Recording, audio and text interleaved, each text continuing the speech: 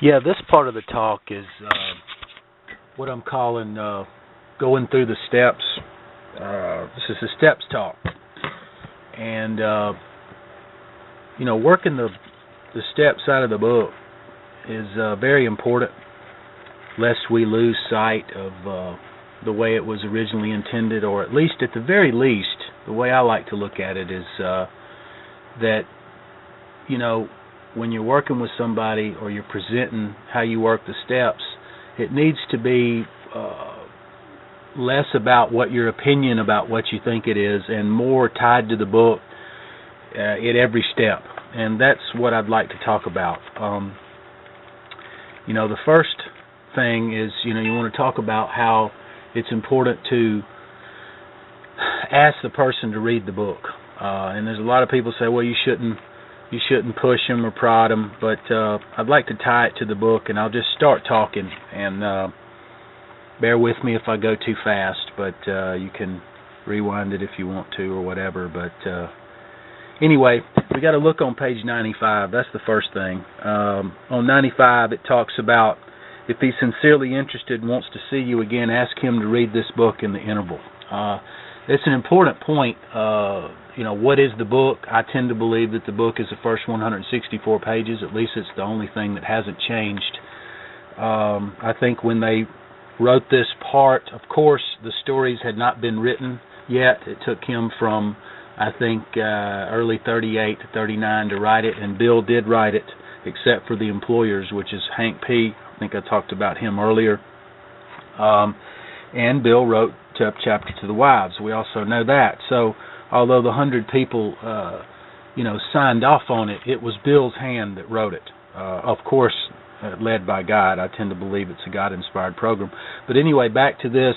Page 95 says, read the book in the interval. And what I like to do is set attainable goals. I mean, it has to be a certain amount of time that you present somebody to read this. I mean, this is a reading assignment. This is something that is put in front of the person to do, and I think that it's important for them to think enough of it to follow through with it. And if we go to page 161, I'll tell you the way it was presented to me. Page 161 talks about no one is too discredited or is sunk too low to be welcomed cordially if he means business. And that's a big if in there, because if somebody doesn't mean business, then really, maybe they need to find some easy does it sponsor that'll just do any old kind of way. But the bottom line is that 161 ties to top of 96, where it talks about we find it a waste of time to keep chasing a person who cannot or will not work with you. So basically what that means is if the person doesn't mean business, then you like it says on 96, you may be depriving somebody else that you could help. But the point is clear. What does meaning business mean? So what we need to do is set a goal, set an agreement, make an agreement that the person is committing to themselves to do this reading, to do this work, and if they don't do it, then they're not letting the sponsor down. And I've already defined earlier in the talk what a sponsor is and where it comes from, but what we know it to mean today is the person that's showing them how to do the work. Not letting the sponsor down, but letting themselves down. And plus, keeping the steps tied closer to the book takes the sponsor from feeling the guilt of what did I do wrong, what did I say wrong, because I've seen so many folks that work with folks, the person will get high and the sponsor will think, well, what did I do wrong? But look, if you're showing them out of the book the whole way, at least you could think, well, at least I didn't steer them wrong with my opinion or my take on it. That's why sticking close to the book is real important, because you can give them the best information at your disposal. So what I do is I get them to agree to a week. Sounds like a week is a reasonable time to read 164 pages. I ask them to read the 164 pages, and I don't ask them to underline anything or highlight anything. I just ask them to read it. And so let's presuppose that the person is following through with these for the rest of this talk. So the guy, he gets back with you in a week, and there we are on 96. So suppose you're making your second visit, and he's read this volume, and he's prepared to go through with the 12 steps of the program. Having had the spirits yourself, you can give much practical advice. Okay, so there we are. He's read the volume, as it said, on 95. You're back with him on 96. And here's something that's very important. It's a nuance, but it's here nevertheless. If we look on page 76 and 79, we have in the squiggly writing, remember it was agreed in the beginning we would go to any lengths for victory over alcohol, and then on 79, remember it was agreed in the beginning we'd go to any lengths for victory for a spiritual experience. Yeah, that's what it says. Remember it was agreed in the beginning we'd go to any lengths for a spiritual experience. So the key there is it's the agreement. And if it says, remember it was agreed in the beginning, then it needs to be agreed in the beginning. That means there needs to be hands shaken on it. There needs to be an agreement. And ask the person point blank after they've read the first 164 pages, are you willing to go to any lengths? And have them shake on it and have it be an agreement. Because to remember that it was agreed, it needs to be agreed. It's a subtle point, but I tell you, subtleties are everything, and if you really want to tie it to the book every which way, then certainly that's going to be one of the points that we need to cover. So once the person's done with the first 164 and they've agreed that they're willing to go to any lengths, then what you find yourself is in a situation where you're in the steps at this point, right? They've agreed to go on. So the first thing that I like to cover is we go to page 60 in how it works, and that's where we're talking about our description of the alcoholic, chapter the agnostic, personal adventures before and after make clear. And when it says personal adventures before and after, that's saying personal adventures before I work the steps and after I work the steps make clear that there's a change. And of course, Bill talks about it in change in Spiritual Experience Appendice, where he talks about a transformation, alteration, upheavals. He uses many different words, but the point is clear that there needs to be a change, and it needs to be tied to, this is what's happened in the steps, and it's brought about that change. It's a subtle point, but personal adventures before and after needed to be expounded on, and what they actually mean. It's my personal adventures before and after I worked the steps made clear. These ideas, A, that we were alcoholic, could manage our own lives. B and C are step 2. Probably no human power could relieve our alcoholism, and that God could and would if He were sought. And interestingly enough, in the original manuscript, right at this point, it says these ideas were designed to sell you 3 pertinent ideas, A, B, and C. If you're not convinced on these vital issues, you need to reread the book to this point or else throw it away. Of course, that was taken out. Now we simply just have where we go into step 3, being convinced. But it's an interesting point, and that they made in the beginning before it was changed. Of course, as you recall from me talking before, at the behest of T-Boot, who was the non-alcoholic board member, who said, you need to change directions to suggestions and must to ought, and let's take out some of these things that may scare people off and sound too abrasive. But what the point was clear there, reread the book to this point or throw it away, is, hey, if you don't have a firm foundation, maybe you need to get the firm foundation before you move on. And I think that that's what we're really talking about, is trying to get a firm foundation and tie it to the book in every which way, because I can't tell you how many times I've heard people say that their sponsor worked with them, said, are you powerless? Yeah. Do you know God? Yeah. Okay, well, get a pen and paper and let's start on 4. Well, if it was that easy, they wouldn't have wrote the book. Okay? I'm getting on the soapbox a little bit here, but the point is clear, is that there's some information. And to tie to the information, and I haven't forgotten where I'm at. We're on 60, and I'm beginning to explain what the description is and what the reading is to go through the steps. So what we find ourselves is on A, B, and C here. It says the description of the alcoholic will make clear, A, That's step one. And chapter the agnostic is going to make clear B and C. Okay, so the first thing is, what is the description? I think it's very important. It's very subtle, and I tell you, it's not talked about that much. If you look at, there is a vision for you, it says chapter 11. And I tell you, this is something that's very rarely mentioned. The reason that there's not 12 chapters, and the number 12 keeps popping up, what we find is that there are 12 steps, 12 traditions, there's 12 promises. There were supposed to be 12 chapters in the book. This number 12 pops up in the quote from Bill W. was, if 12 was good enough for JC, it was good enough for us. I may have mentioned that earlier. He's talking about the 12 disciples. So you're saying, well, what do you mean, Mike? What do you mean 12? I see chapter 11. Well, the way history goes, from what I understand, is that they had 12 chapters. The doctor's opinion was chapter 1, and somebody said, well, we don't want the doctor's story to be first. We want Bill's story to be first.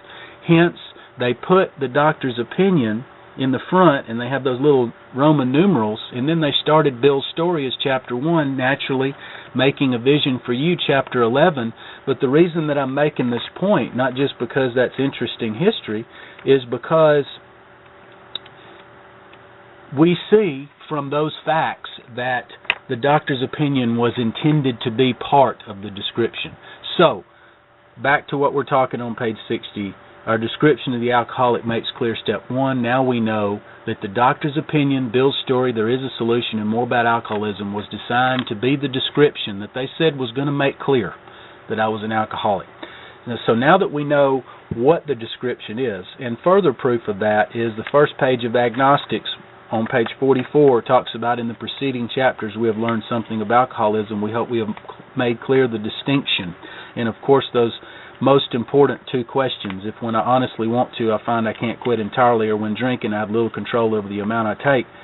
So those are the two questions that mean everything. And every page up to before page 44 is the description, including the doctor's opinion, that they say is going to make clear. So I explain that to the people and understand where the description is. So now it's, how do I read the description to assist in it making clear? The way it was described to me, and the way I like to do it, and the way I made an agreement when I actually was shown this way, that I wouldn't change the work, what we call it, the work. Of course, Bill in his story talks about, if I fail to do these things through work and self-sacrifice for the others, and the promises talk about these always materialize if we work for them. So there is a certain amount of work that is involved, and you know, it is a labor of love, but work nevertheless, because although in some parts of the books it says this happens automatically, that's on 85, but it refers to, in a moment of temptation, this thing should happen automatically then. But what brings about that automaticness in that certain time, if you will, is the work that's brought you that far, that has put you, and we're back on 35, the mental state preceding the first drink has been placed in a position to where, in a moment of temptation, I'll recoil from a hot flame. We're back on 85 there. So that's what we're doing. And how do we read the description? The way I tell them is, so we read the description 3 times through, how am I like this, and 3 times through, how am I not like this? Because you know, it says in there, it says you may already be asking, what do I have to do? You may be saying to yourself, am I one of these people? What do I have to do?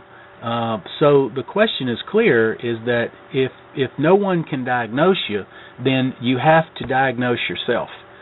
So by reading the description and thinking while you're reading it, how am I like this, you're looking for the similarities.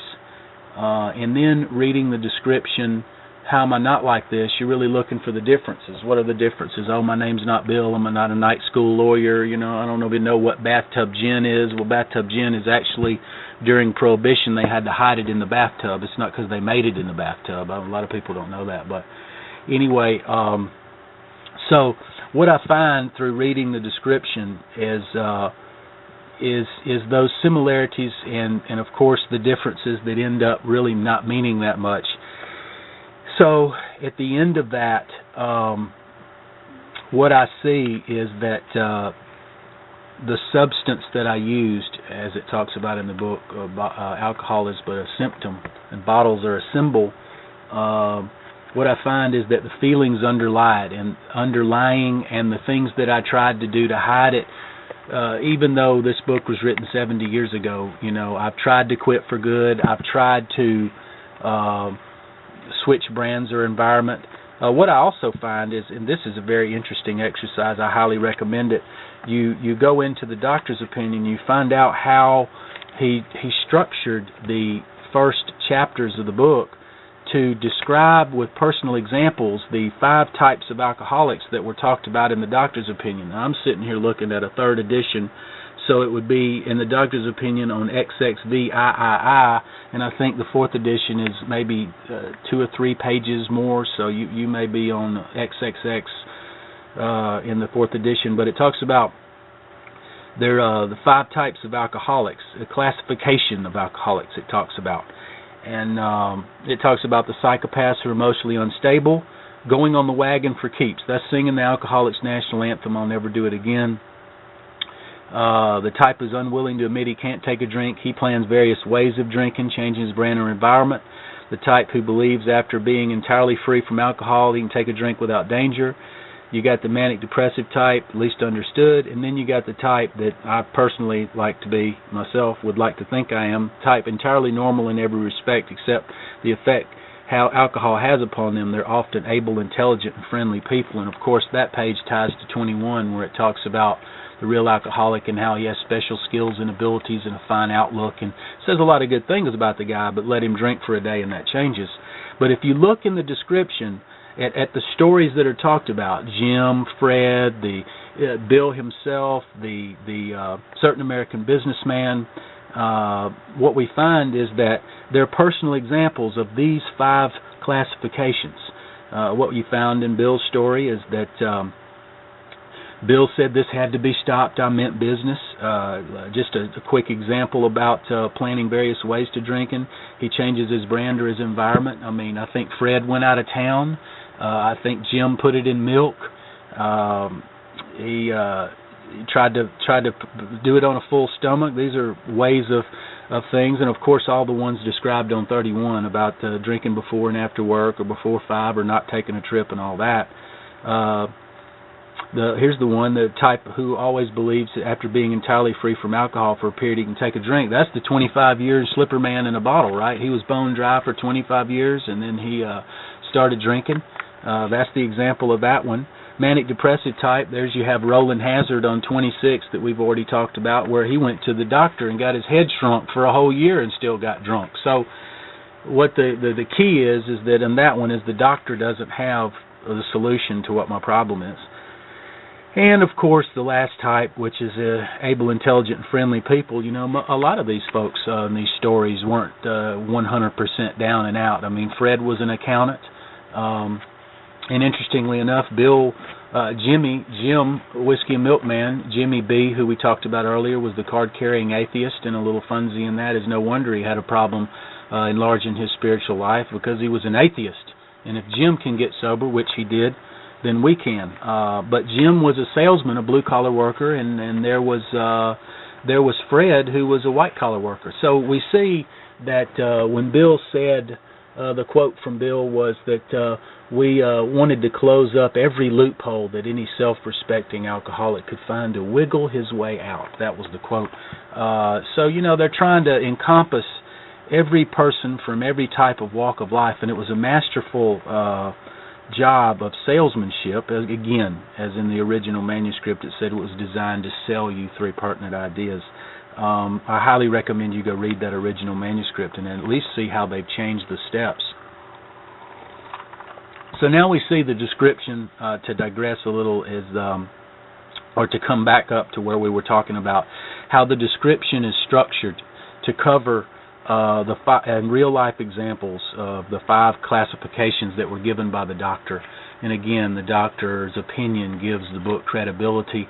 Bill backs it up with descriptions of real-life people. So again, we're reading the description 3 times through, how am I like this, and 3 times through, how am I not like this, and really looking for those similarities and differences. And I find that I tried many of the things that the people were trying, whether or not it be for alcohol or solid or liquid alcohol. I was still skipping in front of those fast-moving vehicles, and then I would sing the Addicts National Anthem, I'll Never Do It Again, and of course I would start again. And again, the steps are to help keep my page 35 mental state preceding the first one in a state to where I don't believe the lie that I can drink or use without harm. That's what the design of this is. But unfortunately, the first step is not one too much of hope. It's one of desperation.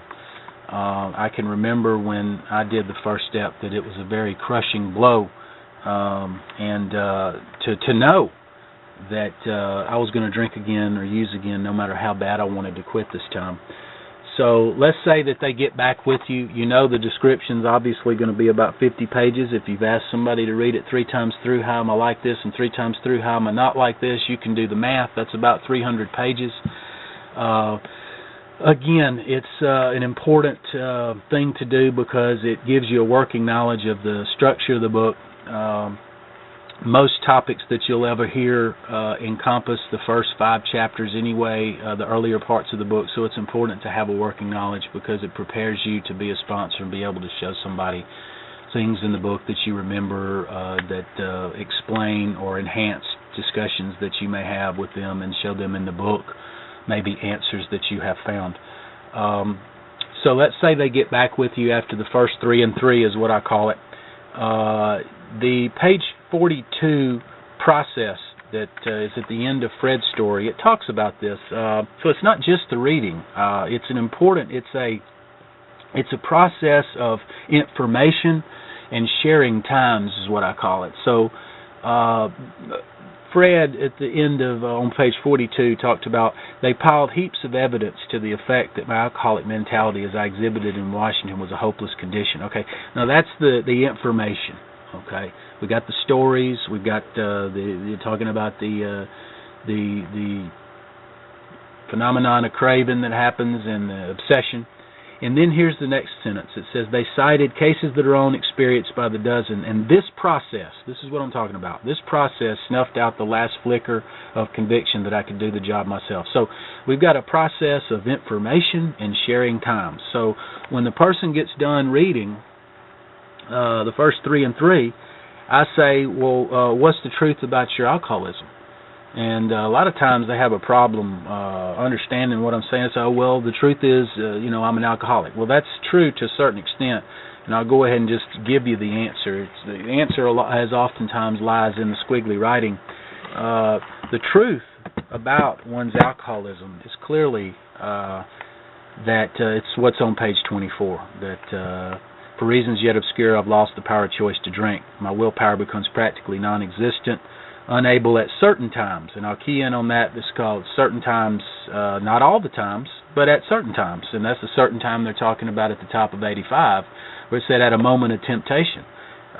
Certain times bring into my consciousness with sufficient force the memory and suffering and humiliation of a week or a month ago and without defense. And sufficient force is an important point.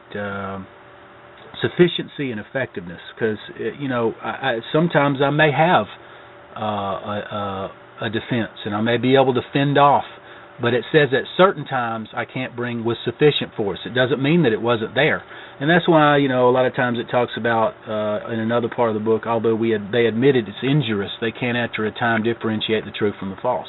That sort of ties into that.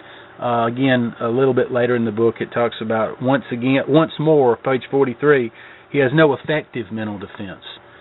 So what these steps do is they give that God-given little voice that was always there, the one that was sitting on one shoulder, I don't think I'd do this, it's not a bad idea, and the other one was on the other shoulder saying do it. It's given that God-given voice sufficiency and effectiveness. And I think there's no other way to look at it, because when I did some things wrong as a child and in my addiction, I remember there was a thought there that I don't think that's a good idea to break in that house. but there was another one I was listening to more. So the result of these steps clearly is getting in touch with a God that I can rely to speak to me and has placed me in a mental state to where I'm able to listen. And I guarantee you it's gotten me out of a lot of scrapes. So to go back to what we're talking about, I asked him what the truth about the alcoholism is, and the truth is that I'm lost the power of choice and I'm going to drink again no matter how bad I want to quit this time. And I remember it was a very crushing blow after I did the first set of 3 and 3. And my sponsor would share times with me when he tried to quit for good and meant it. And this is the process, the cases that are owned by the dozen process we're talking from page 42. Shared times when he tried to quit for good and meant it. And I would have I had to share times when I tried to quit good and meant it. I remember after I got my second DUI, I was going to quit for good, and a couple of weeks later, me and a buddy were going to go in. We decided to go into a bar, and I remember thinking I'm just going to have water, and of course, you know what happened. I had one, and the next thing it was 2 or 3 in the morning. I'm stumbling around and trying to ask for enough change to get that last pitcher of beer before the place closed down, and becoming an unwelcome hanger-on in places like Bill talked about in his story. I shared times when I really meant it, and this is about reflection and deliberation on the real truth about my alcoholism, and that I need to look back and say, did I really try to quit for good? Did I mean it? Was I just joking? And a lot of times I remember my sponsor, well, you must have been joking when you said you were going to quit for good. Well, no, I wasn't joking. I meant it. No, you were just joking because you started back. And I tell you, you go back and forth with that kind of process, and you're going to ruffle somebody's feathers. I remember I got ruffled, man. What are you saying that I was joking? I really meant it, And now I know, the sincerity was there, but the conviction, I couldn't will it with all my might, like it talks about in the beginning of Agnostics, where it talks about if a mere code of morals or a philosophy of life was sufficient, we would have recovered long ago. The sincerity was there when I sang the Alcoholics National Anthem, but for one reason or another, worldly clamors or whatnot, I believed the lie, because what I know now is that alcohol and drugs were giving me the promises. Now, Joe and Charlie talk about it. I didn't make this up, nor did they. But, when I took a drink of alcohol, I knew a new freedom and a new happiness. And when I took a drink of alcohol, my whole attitude and outlook upon life changed, and fears fell, and all of this. And you go down the line of all the promises. And if you really put that in front of them, when I took a drink of alcohol, I see that alcohol was doing for me what I couldn't do for myself. And that truly is the effect produced by alcohol that the doctor was talking about. I drink essentially for the effect, not for the taste, because as Joe and Charlie says, I like the taste of Cool Mountain spring water too, but I don't drink a case of it. So the thing about it is that I realized that it was doing something for me, and I realized that I'm going to drink again no matter how bad I want to quit this time. At this point in the steps, in step 1, and that is a crushing blow. It talks about bitter pills. This is one of them. So, again, we're back to the description making clear. We're back to what somebody has already made the reading and asked them what the truth is. We get to the truth that lost the power of choice. We share times we tried to quit for good. And what we see is that it's a crushing blow, and it's a very hopeless feeling to know that no matter how bad I want to quit this time, even if I've gone and tried to go to 90, that I'm going to drink again. And I tell you, each step hurls into the next. It's very important to see that each step pushes me into the next step. This hopeless step really makes me need a solution. It makes me need God. It makes me need some assistance to have that effectiveness and sufficiency. It really makes me opens me up to a solution, because as human animals, I can guarantee you, we're not interested in a solution unless we feel like we need one. So I think it's, again, most important to tie the steps to the book, to show somebody that this process is tied to the book, and while we're reading it this way, and the fact that we are reading it, it was what was intended, and to try to get close as we can to the process, again, tying it to page 42 and the process. See, there has to be the process, right? There's the information and there's the sharing times. So many times, and, again, I'm going to talk about the steps, but we're talking about things that come to my mind as well, and that's what I was asked to do, and that's what I'm doing. At this point, the thing that would come to my mind is how many people in meetings have I heard in the fellowship try to make it sound like that talking about the book is self-knowledge, just learning the book. Well, you know what? That's certainly from a person who is uninformed, because if you look at page 7 in Bill's story, he defines self-knowledge. Okay, and this is something that's very important.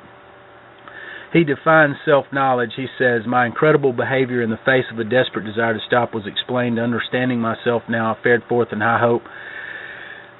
Here it is. Surely this was the answer, self-knowledge. Well, of course, self-knowledge is nothing more than understanding that I get the phenomenon of craving and that I fall victim to the obsession. That's what he says self-knowledge was.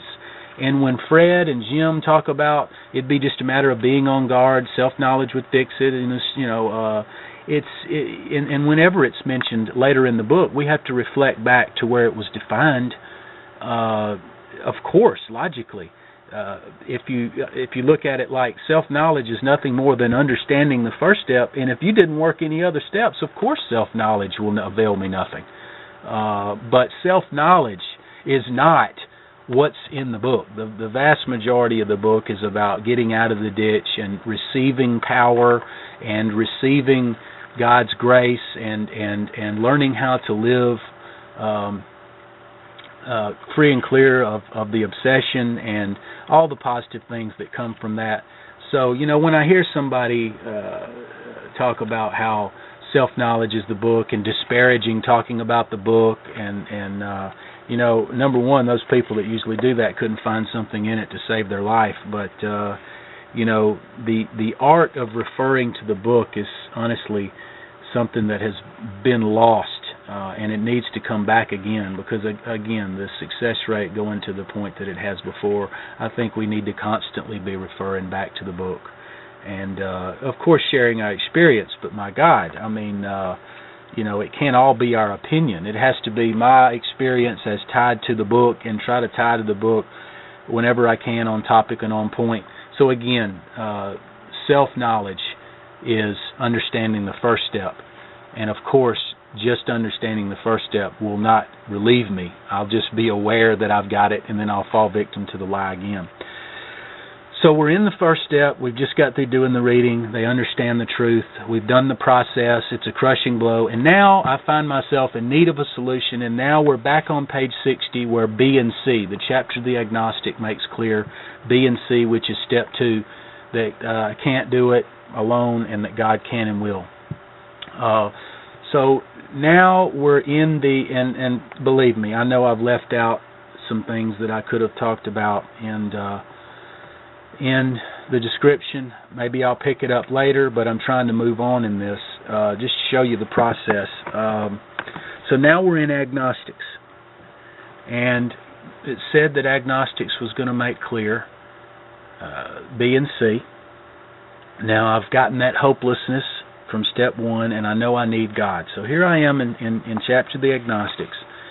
And the way it was presented to me that I needed to read agnostics 3 times through, God is everything, and 3 times through, God is nothing. And you say, well, Mike, where do you get that? Well, okay, you go to page 53, and it talks about when we became alcoholics crushed by self-imposed crisis. We could not postpone or evade. We had to fearlessly face the proposition that God is everything or He is nothing. He either is or He isn't. What was our choice to be? And there's the key word, choice. My choice, my diagnosing myself. Just like in the first step, how am I like this, how am I not like this? I need to make the decision for myself that I'm like this. In agnostics, I need to read the chapter in a way that goes in line with the page 53 choice that it says I need to make. So it says He's either everything or He's nothing. So that's why we read the chapter of the agnostic 3 times through, God is everything, and 3 times through, God is nothing. and thinking about it in that way while you're reading it, thinking about I really need God, I can't do this alone, and most importantly, you have to read it the other way too, with the mind in the vein of self-sufficiency. Reading it like, I don't need God, I can figure this out, and tying in on the parts in there where in Bill's story he talked about, the brotherhood of man, a grim jest, and God's work in human affairs was negligible. And I think it's important to look at it that way. Of course, not just because the book says that I need to look at it that way, but it's important for me to see the two ends of the spectrum for me to be able to make an educated, intelligent choice. So, to make a choice, you have to choose between two things. You just can't read agnostics and just say, okay, I've got to come to the conclusion. You've got to and I remember having to force myself to read agnostics, and in the vein of every page, saying to myself, he's nothing, I don't need him, I don't believe in all that. Although an uncomfortable exercise, it really helped at the end to see how much I did need him. And at the end of that process, I remember my sponsor, again, we made an agreement of how long it would be, and I got back with him within that time frame. There was always these commitments and these attainable goals that were set up to do it in a certain amount of time and live up to that commitment. And I think this builds character is what I think. I think it builds character, and it shows my sincerity about wanting to go through with the steps. What I find interesting in agnostics now, after I got back with him, he said, well, which is it? And I said, well, he's everything. He is. Even at the very least saying he is, even if I'm unable to believe that he's everything, at least I need to say that he is, that he exists. Agnostic talks about there's the few atheists, few really are, for they believe in the blind proposition that the universe originated in a cipher and aimlessly rushes nowhere. Interestingly enough, at the end of the chapter, said, could you still say that it aimlessly rushes nowhere? Proving that he was trying to go through a primrose path of salesmanship to give me enough examples to where even at the end I would have to say, no, I can't say that anymore. He's just such a masterful salesman. But if you want to tie it into the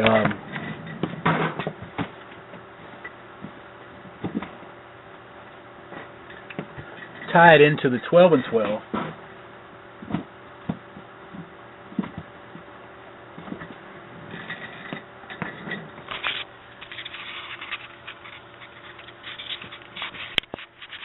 tie it into the 12 and 12, where it talks about the definition of an agnostic and an atheist, and I think this is very important to enhance this discussion. 12 and 12 on 28 talks about religion says the existence of God can be proved, the agnostic says it can't be proved, and the atheist claims proof of the non-existence of God. So what there we find is sort of a hint of why he called it we agnostics to me. Because, I've never seen anybody that can prove the existence of God or prove the non-existence of God. So there I am in the middle. I say it can't be proved, but the point is I'm looking for evidence. That's the point that I want to make. And he called it we agnostics. So he's saying, I believe, that we still believe it can't be proved, but, the evidence, if I look for it, is there. Again, 153 talks about the age of miracles is still with us, and in Bill's story he says my ideas about miracles had to be drastically revised. So it's about what I look for.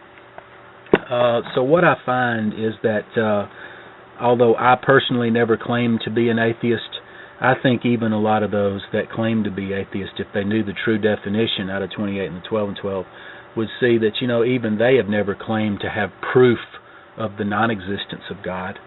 So that assisted me as well in really clearing up some misconceptions. So now it's a matter of looking for evidence, and the chapter really helped me by going down the primrose path of sort of like the Marines at Paris Island. They strip you down to a nothingness, and then they build you up with some simple ideas and questions. And what I realize is that God of my childhood is still circling the First Baptist Church, striking down sinners, okay? And now this thing begins to build me up and ask me certain questions and say certain things that, you may have had certain misconceptions, but ask yourself what they mean to you. And what I found was that the discussion that ensues about, I was really dealing with faith and worship and little else. Faith in the electricity in the wall, that reference is from the 12 and 12. Worship, we're talking about, I think we're on page 54 now, where it talks about, was this but a sort of faith? Hadn't I been abjectly faithful to the God of reason, tying into the bridge of reason that was mentioned before? Worshipping either people or sentiments or money or women or, things like that.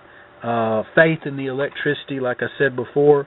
So in these veins, what I found is that these spiritual terms that were always tied to some picture of some preacher standing over me shaking his finger, what I realized is I have been dealing with faith and worship all my life, but just in different forms, and all I needed to do was to tweak it just a little bit and understand that these things have always been there.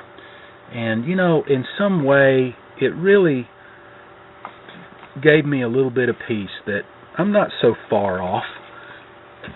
I just need a little help in looking things a little bit differently. And I had been walking far over the bridge of reason, and I was relying on myself. And I would look to those people, like it talks about on page 50. I would look at their human defects and use their shortcomings as a basis of wholesale condemnation. Because I really didn't want to see, like it says on 49, that they were exhibiting a degree of spiritual mindedness and happiness that I should have sought myself. And some of those barriers began to be breaking down, just as Bill talked about. It melted the icy intellectual mountain in whose shadow he lived and shivered. And I think I talked about earlier that he really did grow up at his grandparents' house at the base of the Green Mountains.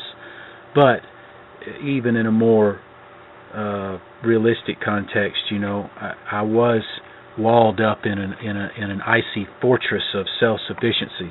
And these ideas that, God's always been there. And this chapter assisting me in reflecting back on that little voice that was there telling me what was right and what was wrong. And of course on 55 it talks about deep down within every man, woman, and child is this fundamental idea of God. I call it the fundamental idea of right and wrong. And truly it was this chapter that woke me up to the truth that God is there if I'll let Him. And of course it says, God is only interested in us humans if we seek Him enough. And the flip side is this, implying that maybe He's not interested if we don't seek Him. I'm sure He's got plenty of big things to do if I'm not interested. But, He's there. And if I'm willing to tap into that and let that lead me a little more than I was in the past, what I have found is that it's really assisted me. And then, of course, we get the page 46 and 50 and 63 references to power, getting that power. It says, of course, the qualification is always, as long as I do a few simple things. 46 talks about began to be possessed by a new sense of power. 50 talks about they got in touch with, in the face of total failure, they got in touch with a power.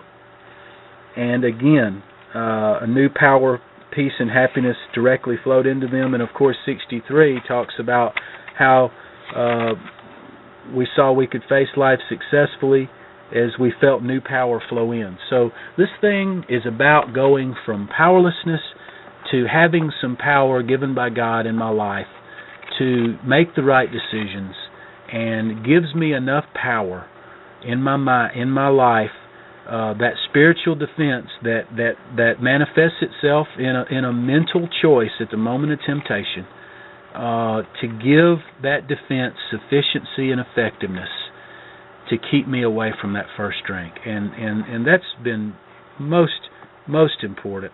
Plus, all the other ancillary benefits that come from it. I mean, I must remember, and we had a meeting today, and we were talking about that, about how worldly clamors can make me lose sight of the thing that was most important in the beginning. And we talked about how, and I mentioned about at the end of Family Afterward, the lady who was ragging her husband about drinking coffee and smoking cigarettes were on 135. And at the end, she says she sees she was wrong. She made a burning issue out of such a matter when his more serious ailments were being rapidly cured. So, I must always remember that it's my mental state preceding the first drink, and if I don't keep away from that first drink, then all the other things that were talked about, especially on 21, about fine outlook, finest fellow in the world, plenty of friends and family, house of cards built up, special skills and abilities. If I don't stay away from that first drink, then all of that's going to be for naught anyway. So back to chapter 4, which is agnostics, and helping me to see that I've been dealing with faith and worship and little else. And honestly, when I got done and my sponsor said, well, which is it? I said, he's everything. And I remember, and I'll share this and I'll move on, I was in a meeting when I was going through this reading, and my mom had shared with me a scripture, rejoice in the Lord and you will receive the desires of your heart. And I remember going to the meeting, and I can't remember what the meeting was on, but I remember that there were girls in there that I wanted to go out with, and I remember starting to cry while I was sharing. And this tremendous feeling of I was free, of freedom, whether it be from the bondage itself or that I didn't have to drink anymore. And it's so different than when you come in and you say, I can't drink anymore. At some point it changes to I don't have to. And that's when you know you're free. And I remember crying in that meeting, and I shared about the scripture, and I shared about how, up to this point, it was the desires of my mind. A new car, a good-looking chick, or, the trappings of success. And what I realized at that moment, that the things that I thought were important were, like I said, the desires of my mind, and the desires of my heart were actually what I had at that moment. A sense of peace. A couple or three or few, or maybe even one close friend. Being happy with what I have instead of constantly looking to what I want to get and putting conditions on my serenity that have a price tag. If I get this, it'll be okay. If I do this, whatever. I realized that I had the desires of my heart, and I was crying like a baby. And I tell you, for a minute there, I didn't care that everybody saw me crying. And I remember, as I shared a little bit more, self started creeping in, and all of a sudden this little thought, people are seeing you. And I started looking at how they were looking at me, and some of them were looking like they didn't understand, and some of them were skeptical. And it reminds me in Agnostics, where it talks about we looked askance. I think that's on, if I'm not mistaken, it talks about we looked askance at people who claim to be godly. And I felt like people were looking askance at me. And I remember looking askance at people who clearly were having a spiritual experience and thinking that they were weak. And self creeped in at that moment, and I started thinking, oh my God, those girls are laughing at me, and I stopped crying. But my point is this, is that self can creep back in, but once you've had that experience, that type of burning bush experience that Bill had, where you're overwhelmed, and when I look back at some of his terms, overwhelmed by the certainty and majesty of God, I stood in His presence at last. It was a cool wind of a mountaintop blew through and through. And of course Fitz-Mayo's quote at the end of Agnostics, who am I to say there's no God, and the barriers that built up over the years. I think we're on 56 now, where he talks about, I stepped from bridge to shore.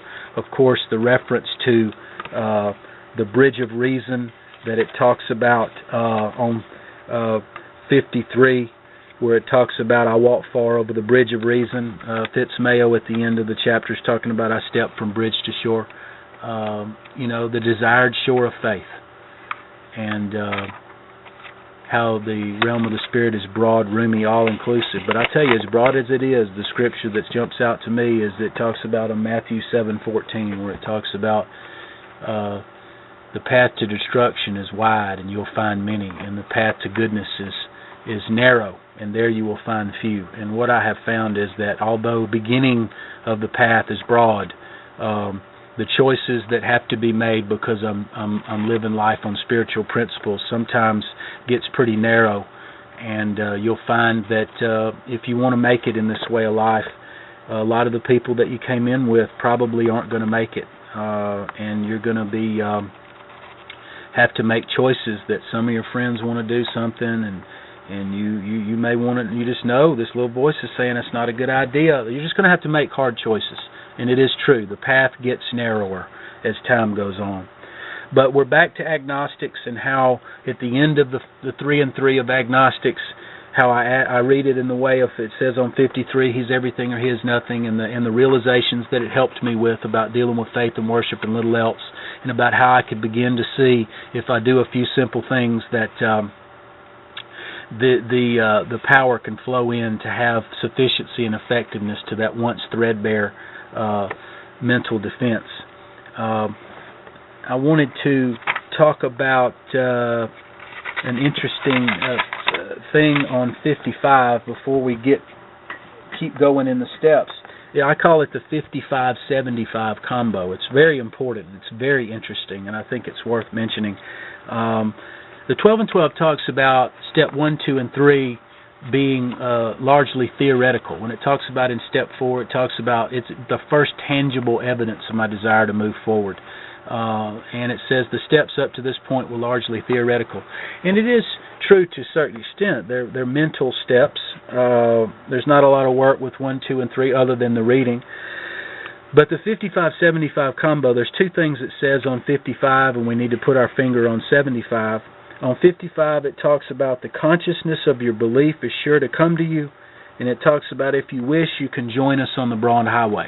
And of course, we know in agnostics, I'm just in step 2, but on 75, I just got through doing step 4 and 5, right? And if I look on 75, it says the same two things except a lot different, and you'll see the difference. It says, we may have had many certain spiritual beliefs, but now we begin to have a spiritual experience. And it says, we feel we are on the broad highway. So what it said on 55 about if you want, you can join us, after 4 and 5, and I've taken some action, it says we are on the broad highway. On 55, it says the consciousness of your belief is sure to come to you. On 75, it talks about you may have had some beliefs, but now you begin to have a spiritual experience. And the promise there is clear, that once I take some action, whether or not I feel that I'm on the broad highway, or I feel that my belief is turning to faith, it says that if I've taken these actions, that I'm beginning to have these things happen in my life, and I find that very hopeful. Now we're on step 3. We're at the end of how it works on 60 again. We've talked about the agnostics and the description and how to read them and how to look at it and the choices that I need to make. Again, I've probably left out some things and will wish I had added them later, but I've got to move on. It says, being convinced, I'm at step 3. Turning my will and my life over to God as I understood Him. And I've already talked about why we have the word as we understood Him, because of Fitz-Mayo and Bill fighting against Jimmy B. and Hank P. About the God in the book, and they struck an agreement that they would add as we understood Him in the step there, in step 11 and in step 2 and and step 3, step 3 and step 11 has the as we understood him, and that's where that comes from. So we're at step 3 on page 60, and what we're talking about is the part, and what's most important here is they took out in the original manuscript, the original step 3, they talked about care and direction. Comes from the scripture, protection and direction, which is thy rod and thy staff that comfort me, and that comes from AA Comes of Age. And the part when we leave out the word direction, we make it sound like that God's going to do everything. But what I know to be true is that He's going to do for me what I can't do for myself, but He's not going to do for me what I can. So there's certain directions that I must follow. This step 3 reading, very interestingly, talks about what do we mean by that and what do we do. And it talks about the first requirement, and first that I need to quit playing God and this idea that the world revolves around me. But then the most important thing is it talks about, on the bottom of 63, it says next. That's the what do we do. That's the what do we do it's talking about. Next, we launched out on a course of vigorous action, the first step of which is a house cleaning. So what do we do on step 3 is we do the rest of the steps. It's a decision to move on with the rest of the steps. And that's why it talks about at the top of 64, although our decision was vital and crucial step, it could have little permanent effect unless at once followed by this effort to be rid of the things which had been blocking us. Getting down to these causes and conditions. So the promise there is that even though if I don't follow it with this effort, it will have little permanent effect, the flip side of that is if I do follow it with a strenuous effort, my step 3 decision can have permanent effect. So I don't believe too much in getting up every day and making this decision, because my decision has been made to turn it over to the care and direction of God. And every day that I work the steps, go to meetings, talk to a sponsor, help somebody, I am giving my decision permanence that it talks about on 64, and I am doing the next that it talked about at the bottom of 63 to give my decision its permanence. So when I wake up every day, I'm not deciding, I'm turning. That's the point I want to make, because so many times I've heard people say, I wake up and do step 3 every day. Well, I'm sorry to hear that, because I've already made my decision. And if you hadn't made yours yet, then you know what? That's you. But I think I'm trying to tie it to the book more. The 10, 11, and 12, where I'm at now, is about the daily turning. I've already decided. And the action that I take gives my decision permanence. It's a subtle point, but I think it's important, because newcomers can get confused. Well, wait, on one hand you say that the steps are in order for a reason, and on the other hand you say you work 1, 2, and 3 every day.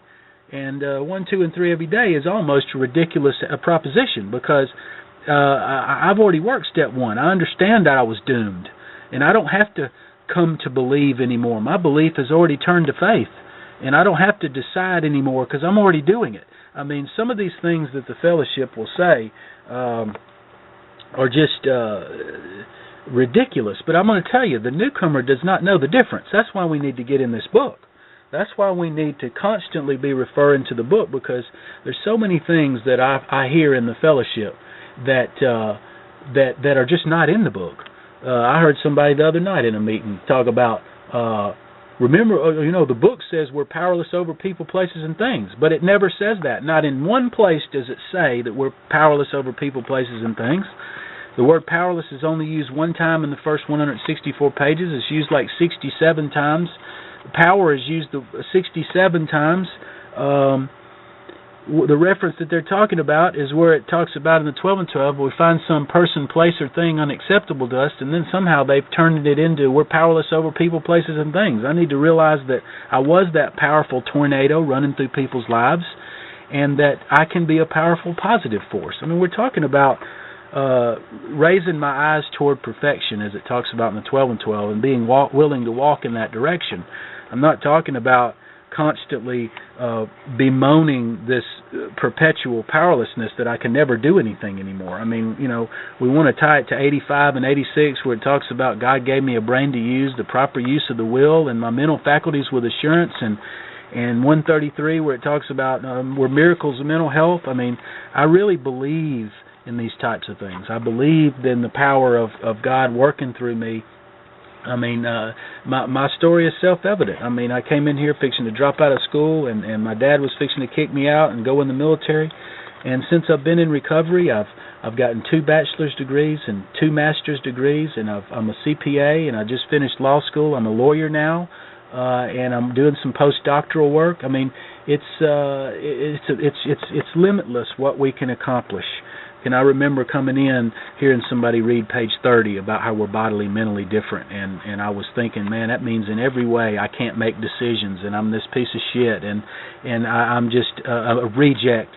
And I didn't know at that time that it was talking about the alcohol piece, and I didn't know at that time that all the positive things that it says about us, like on 21, as finest fellow in the world, and the House of Cards, special skills and abilities. I didn't know on 139 where it talks about we're fast thinking and imaginative. I didn't know in employers where it talks about 2 of us do the work of 5. I mean, I didn't know all that. All I could see was that how everything that I thought and did was wrong. And now I see differently, that with these steps and this alcohol problem being solved, that many things can happen. So back to step 3. I did get on my knees with my sponsor. I did get on my knees with my sponsor, and we recited the third step prayers. And there's really no way around this.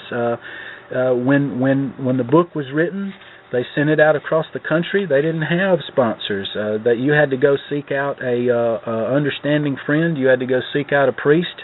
But now, usually, folks, they're going to get your sponsor, and you're going to get on your knees, and you're going to make this decision that you're going to say this third step prayer. And I remember doing it, holding hands with a guy. Now, that's kind of unusual for me. I don't do that, but we did it.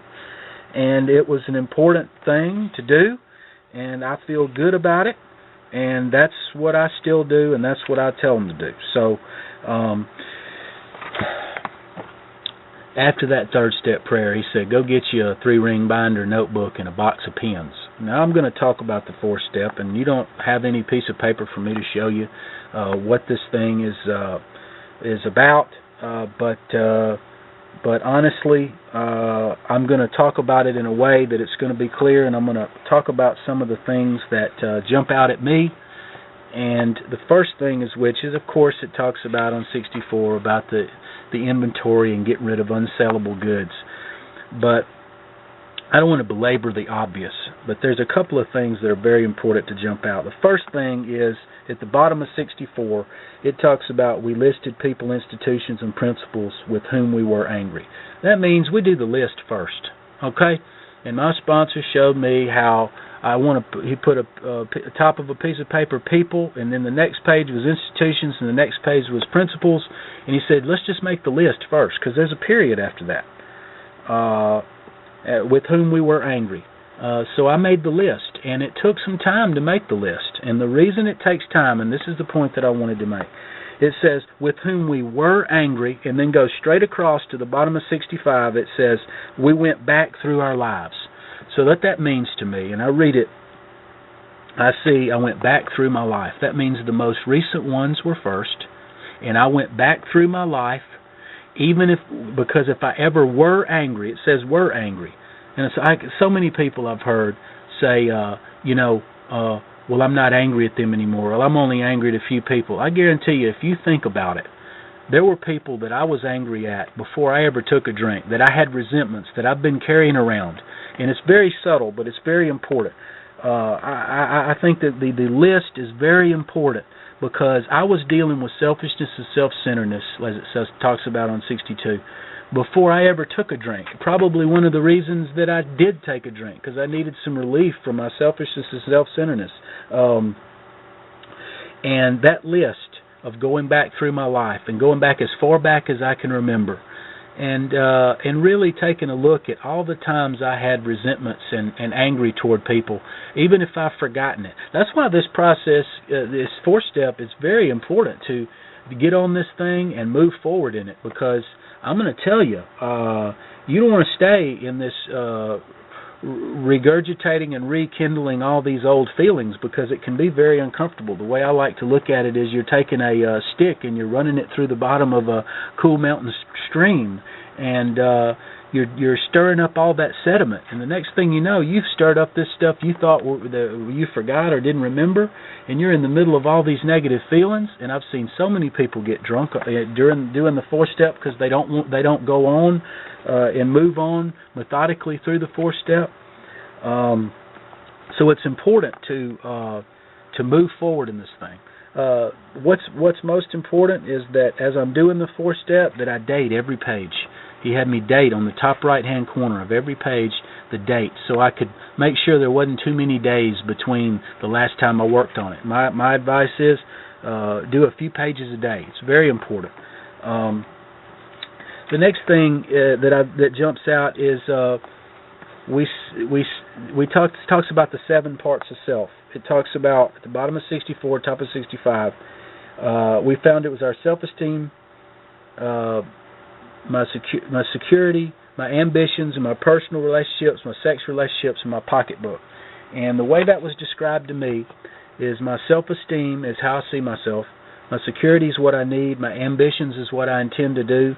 My personal relationships is what other people would think. My sex relationships is what women would think. And my pocketbook is what I won't get. Now, I still have my 4-step. This is a very subtle point, and I'm going to describe this, and I'm going to describe it clearly, and you may have to listen to it again, but the bottom line is this.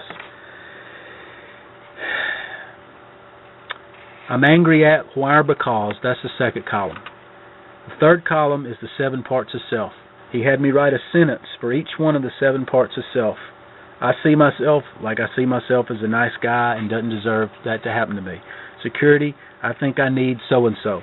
Ambitions, I intend to so-and-so. Personal relationships, other people would think this about this situation and would do this. Sexual relationship, women would think blank and they would do this. Pocketbook, I won't get so-and-so. It's important to have that sentence structure and to really reflect back, because I need to really take a look at how what I perceive happened went into the 7 parts of self. And here's the subtle point that I want to make. When you've got 4 columns there, you've made your list on another piece of paper. Now you put each name, each resentment has a separate piece of paper. And you can have more than one resentment for a person. So you may have more than one piece of paper for a person. So I'll give you an example. The Uncle Alvin story. Uncle Alvin, I was about 10 years old, and I was throwing rocks at a wasp nest, and Uncle Alvin, with my friends, and Uncle Alvin comes up with this long cane pole. We're at a family get-together with all these old people, and he comes up with this cane pole and knocks down the wasp nest. Well, he spoiled our fun. And let me tell you something, I hated Uncle Alvin for 20 years till he was dead. And then I come and work in these steps, and then I have to write his name down because I was angry at him. We're angry. Went back through my life. So now I come to Uncle Alvin on the list, and I put Uncle Alvin there in the first column. I'm angry at Uncle Alvin. Why? Because he knocked my wasp nest down. And now I'm on the third column, and here's the subtle part of it. Whenever I do the next column, if I'm doing column 2, I look back at column 1. If I'm doing column 3, I refer back to column 2. And then, of course, this is most important, when I redo in column 4, where I see my part, I look back at column 3. So the key here is when I'm writing column 3, I don't write what I think the answer is supposed to be. I am really back in that.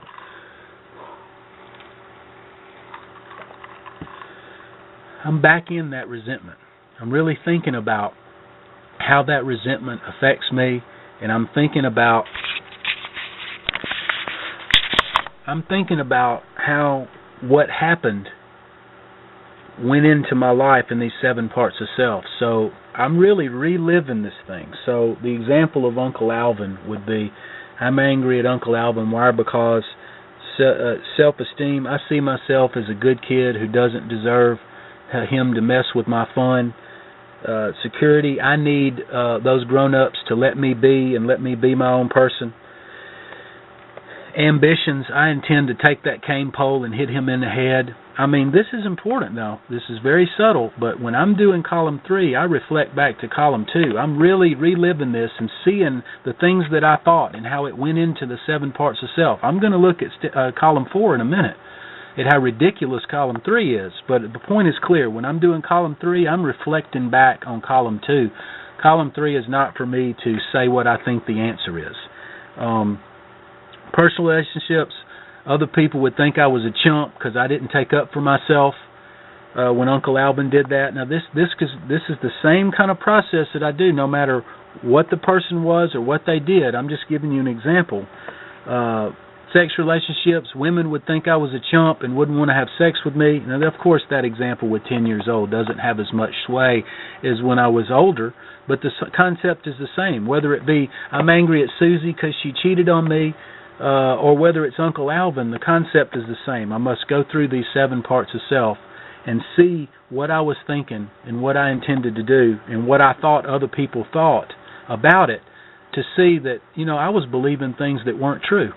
And that takes us back to 66, where it talks about to conclude that other people were wrong as far as most stuff I ever got. And, fancied or real, these things have the power to kill. And what I find is the 4th step makes clear that there were many things that I really believed that turned out being fancied. That means a fantasy, not real. So there I find that I've looked back at the 2nd column with the Uncle Alvin example, and what I find is that I look back at the 2nd column. I'm sorry about that phone ringing. Look back at the 2nd column, and I've written all those 7 parts of self. Now it's time to go to the 4th column, and this is most important. And this is so subtle, and it really, really ties everything together, because on 66, when it talks about fancied or real, it gives me a hint of what the result is intended to be with step 4. I need to really look back at a lot of these resentments and see how, man, I was really believing that I didn't do anything and I was a victim. And what I find is that this ties into 62, where it talks about at some point in the past he looks back and sees he made a decision based on self that later placed him in this position to be hurt. Most people never get the opportunity to do something like a 4th step where they can really reflect back on their life and look at the situations that happened and really cut through the drama and see, you know what, I was just angry at that person about the end result of what they did.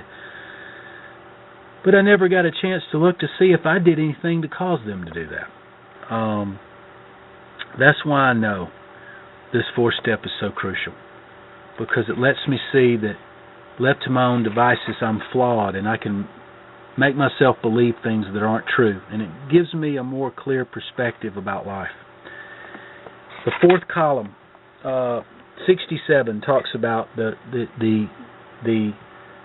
my part, which is selfish, dishonest, self-seeking, and frightened. So there's selfishness, dishonesty, self-seeking, and fear. My sponsor had me take a page and go to the Webster's Dictionary and define those 4 terms. I still have that page today. I'm sitting here looking at it. It's important to define those 4 terms and see what I'm talking about. It's important to keep this 4th step and not throw it away, because you'll find later on in the book, it talks about in step 8, referring to my list again. And I've heard people in the fellowship say, oh, we're supposed to throw it away or burn it or bury it. I mean, again, a lot of the things you hear in the fellowship are not exactly the way they need to be. I think I kept my 4th step because I show people how that I did it, that I in fact did what I'm asking them to do. I think it's important. So we're at the 4th column now, and here's where the same concept holds, that whenever I'm doing a column, I look at the immediately preceding column. So now I find myself on the 4th column. I've defined the 4 defects, and now I'm looking back at column 3 only. I'm putting out of my mind who they are and what they did. I'm just looking at how my thought process is from the 3rd column. And I look back at that first part. I see myself as a good kid and doesn't deserve people to, and I really reflect back and say, you know what? There's some dishonesty with myself there. of clearly selfish and self-seeking, because what if I wasn't a kid? I look back, I was a mischievous little shit. I mean, I did some stuff, just spiteful stuff. Security, what I need. I don't know what I need. There's fear there, there's dishonesty. Each one of those sentences need to be reflected back on from column 3. And I need to look and see how these 4 character defects could have made me really believe things that weren't true. My ambitions from the 3rd column. I intend to pick up that stick and hit him on the head. Well, that's ridiculous, but it's important for me to have gone through that process. Personal relationships, sex relationships. These 2 parts of self, when I look back from column 4, really let me see how what I thought other people thought of me drove me to do things and believe things. Other people would think I was a weak because I didn't fight for myself. I don't know what other people think. There's fear about what they think. There's dishonesty. And, of course, the reason that I'm thinking about it so much is because I think the world revolves around me. Selfish is self-centeredness, the root of my troubles. I need to be more than inwardly reorganized, as it talked about in Bill's story. My roots need to grasp new soil, but I cannot do that until I really take a look at this and see how these things have made me to believe things that weren't true. And I see it in perspective. Again, the 3rd column, women would think, what women would think, sex relationships. I don't know what women would think. Again, column 4, fear, selfish, self-seeking, and dishonesty. I write it down, and I see how, looking back at that 3rd column, how I don't know what they think, but what I thought they thought or what I thought they would think drove me to believe things and carry around resentments. And the whole idea behind the Uncle Alvin resentment story is that I carried that fancied resentment for years and years until Uncle Alvin died, and I was never friendly to him again. Whenever I would see him, I would remember how he did me. And here's the whole, in a nutshell, result of the 4-step, whether it be you had 100 names on your list or 1, is that I see now that when I was throwing those rocks at that wasp nest, or whatever the example might be for your 4-step, for your particular person, I was not thinking of any other body's feelings but my own. I was throwing those rocks, and it was stirring up those wasps, and it was getting around those old ladies. And here Uncle Alvin was coming up, knocking the wasp nest down, not to mess with me, but to protect them from the wasps that I was stirring up. It never occurred to me at all, not once, that he did it to help somebody else. I thought he was doing it to me. Again, the audacity of me to think that the world revolved around me. Now I see through working the 4-step that I was dishonest with myself, selfish and self-centered in the extreme, full of fear, the corroding thread it talks about, and I carried around a fancied resentment for years. And now I see through the 4-step that I was the one at fault. And I made that decision based on self. And I hadn't even taken a drink yet. It's a very important process to see that I was dealing with these character defects even before I took a drink. And now how do I make amends to Uncle Alvin? He's already dead. Well, I need to continue to work these steps. And I hope the result is clear.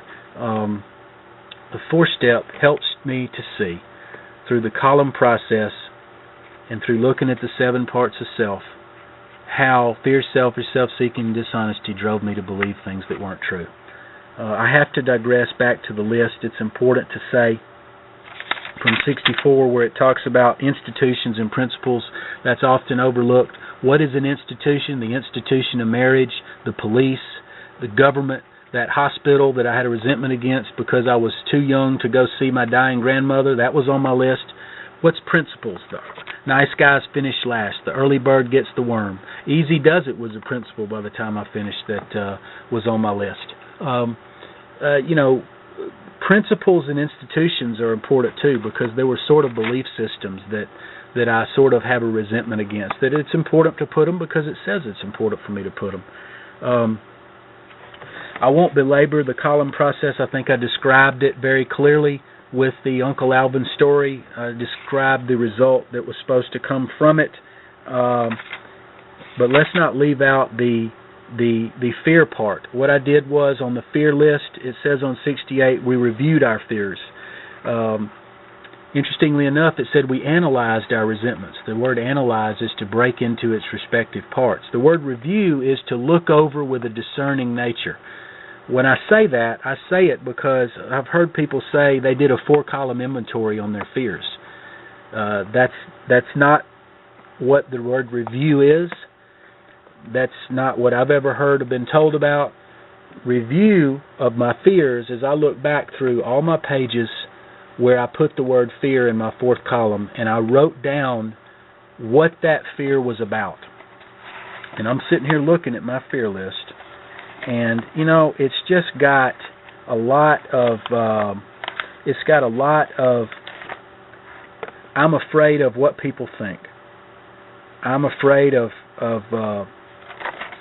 whether it being cheated on. I'm afraid of being broke. Whatever the fears were, when I go back through my pages of my columns, I'm a fear of not getting what I think I want. I'm a fear of not getting somebody to be true to me. I'm a fear of rejection. All the times I put fear, I wrote down what it was from. And that's what I did. I reviewed what those fears were from by looking back over my columns. And I asked myself why I had them. And honestly, it really was because self-reliance failed me, and it really helped me see how far on the bridge of reason that I had traveled, but I couldn't step ashore because I was so gripped by it. I think it's important exercise to write down those fears and to see how it was truly the corroding thread. And back on 62, I was driven by that 100 forms of fear to believe things that weren't true, and to put them down on paper and to see them in black and white is a very important exercise, because the idea about fear, the things that end up manifesting themselves are never as bad as I can imagine them. And then you go into the little funsies of fear being future events appearing real, false evidence appearing real, and then I'm supposed to face everything and recover. I think it's important. Those acronyms are funsies, but they're also very appropriate. That I need to look back and see my fears are not reality. Let's go into the sex part. I had to make a sex list of all my people that I had sexual relations with, and here's the important point. If I couldn't remember their name, I had to put that girl from Irondale or that girl from that bar. I had to put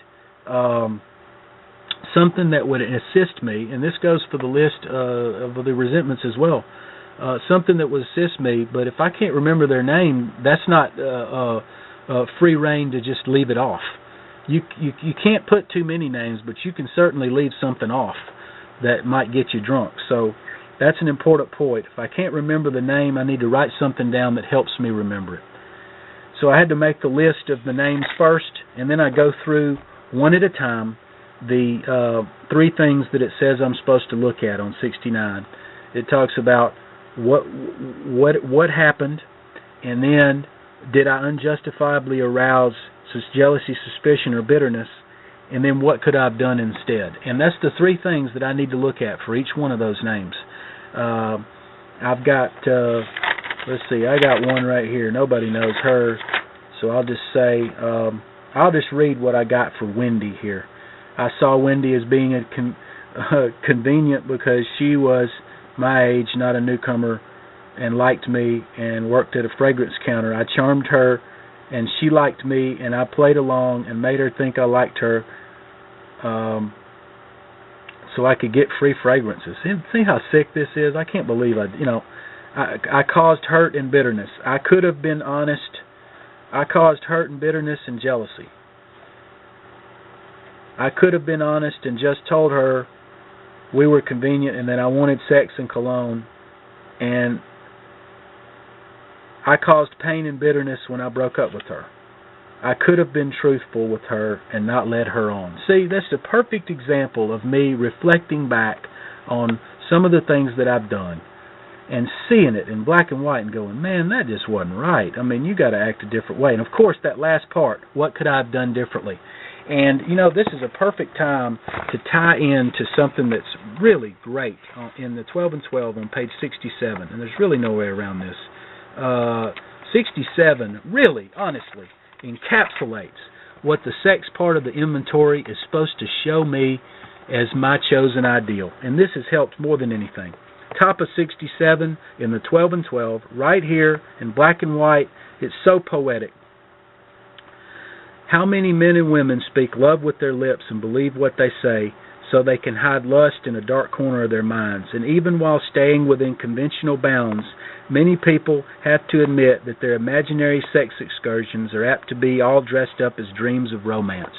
Now, in other words, what that's saying is, don't misuse the word love.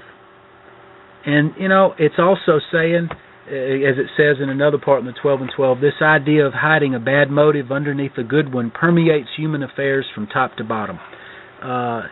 And what it says is, be more honest. The chosen ideal is be more honest. The chosen ideal is, if I can't deliver what I know this person wants from me, then don't get into it, because you know you're going to cause harm. I can't tell you how much this 4-step part has helped me, because it never occurred to me how fear, selfish, dishonest, and inconsiderate nature caused harm to others by looking at things just about how they affected me. And how many times I've chosen not to get into something because I didn't want to hurt somebody's feelings. And I'm not claiming to be some saint, believe me. And I'm not claiming to be some spiritual whatever.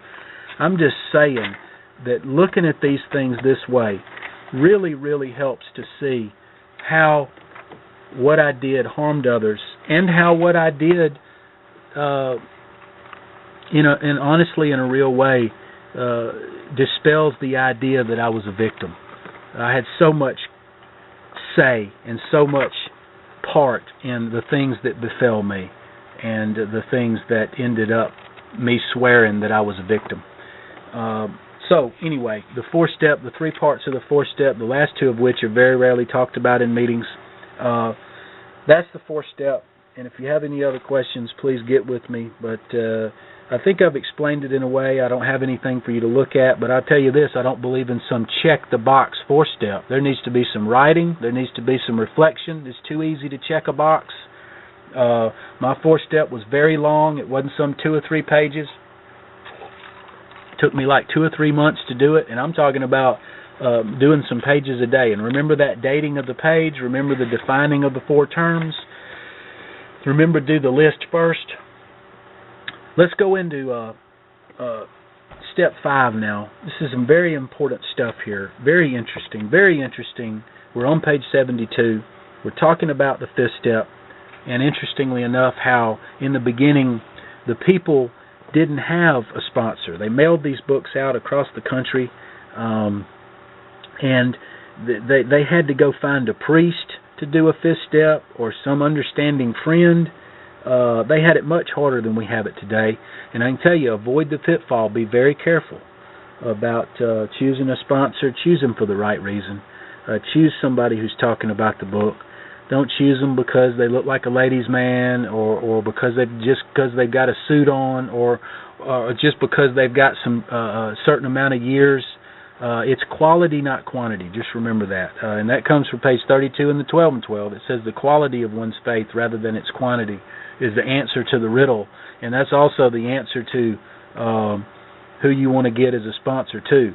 I've seen people who have some years that have what I don't want. I tell you, just be wary. So here we are on the 5th step. I want to talk about this point, the conditions of a sponsor. We're talking about on bottom of 74, top of 75. This is very rarely talked about, but it's interesting. It's important that they be able to keep a confidence at the bottom of 74. That's number 1. That they fully understand and approve what we're driving at. Number 2, and then number 3, they'll not try to change my plan. It's very important that I get this type of person. And I can find this type of person in a meeting that understands what I'm driving at, but the most important point there that I'd like to make is the number 1, be able to keep a confidence. I've seen people share people's 5th step or intimate details of a 4-step they heard, and it can cause irreparable damage that can cause terrible, terrible things depending on what it is. So please make sure that whoever you get can keep a confidence and has some quality sobriety, because what good is you sharing with somebody and next week they're drunk and they're telling everybody your stuff? Be very careful. But when it talks about on 75, we pocket our pride and go to it, what I did was I took my 4-step and I read the entire thing, one page after another, to my sponsor and read it out loud so he can hear it. And it's important to do that. It's important to say it out loud. Our 5th step comes from James 5:16, as I said before. Confess your faults one to another that you may be healed. To actually say these things out loud, to hear yourself say them, and really not worry about the other person judging you. I mean, I hear that all the time in meetings, but we have to know by now that the people we go to meetings with have done similar things than us, then we've probably not done something just so terribly egregious that, although I have heard about a guy who committed murder, and when he shared it and the sponsor said something about and talked about him saying something about making amends or something, he flipped his wig and pulled a knife on him and started saying, I ain't doing that, and then he never came back to AA and said we were a bunch of crazy people. And so I'm not telling anybody what they should do, but I'm saying for the most part the chances of us having done something that is just unheard of and going to be judged for it is slim and none. So there we are on 75, and again, the 75 is where we keyed in on the 55-75 combo. By this time, we've put enough action in this thing. It's our tangible evidence of our desire to move forward, as it talked about in the 12 and 12.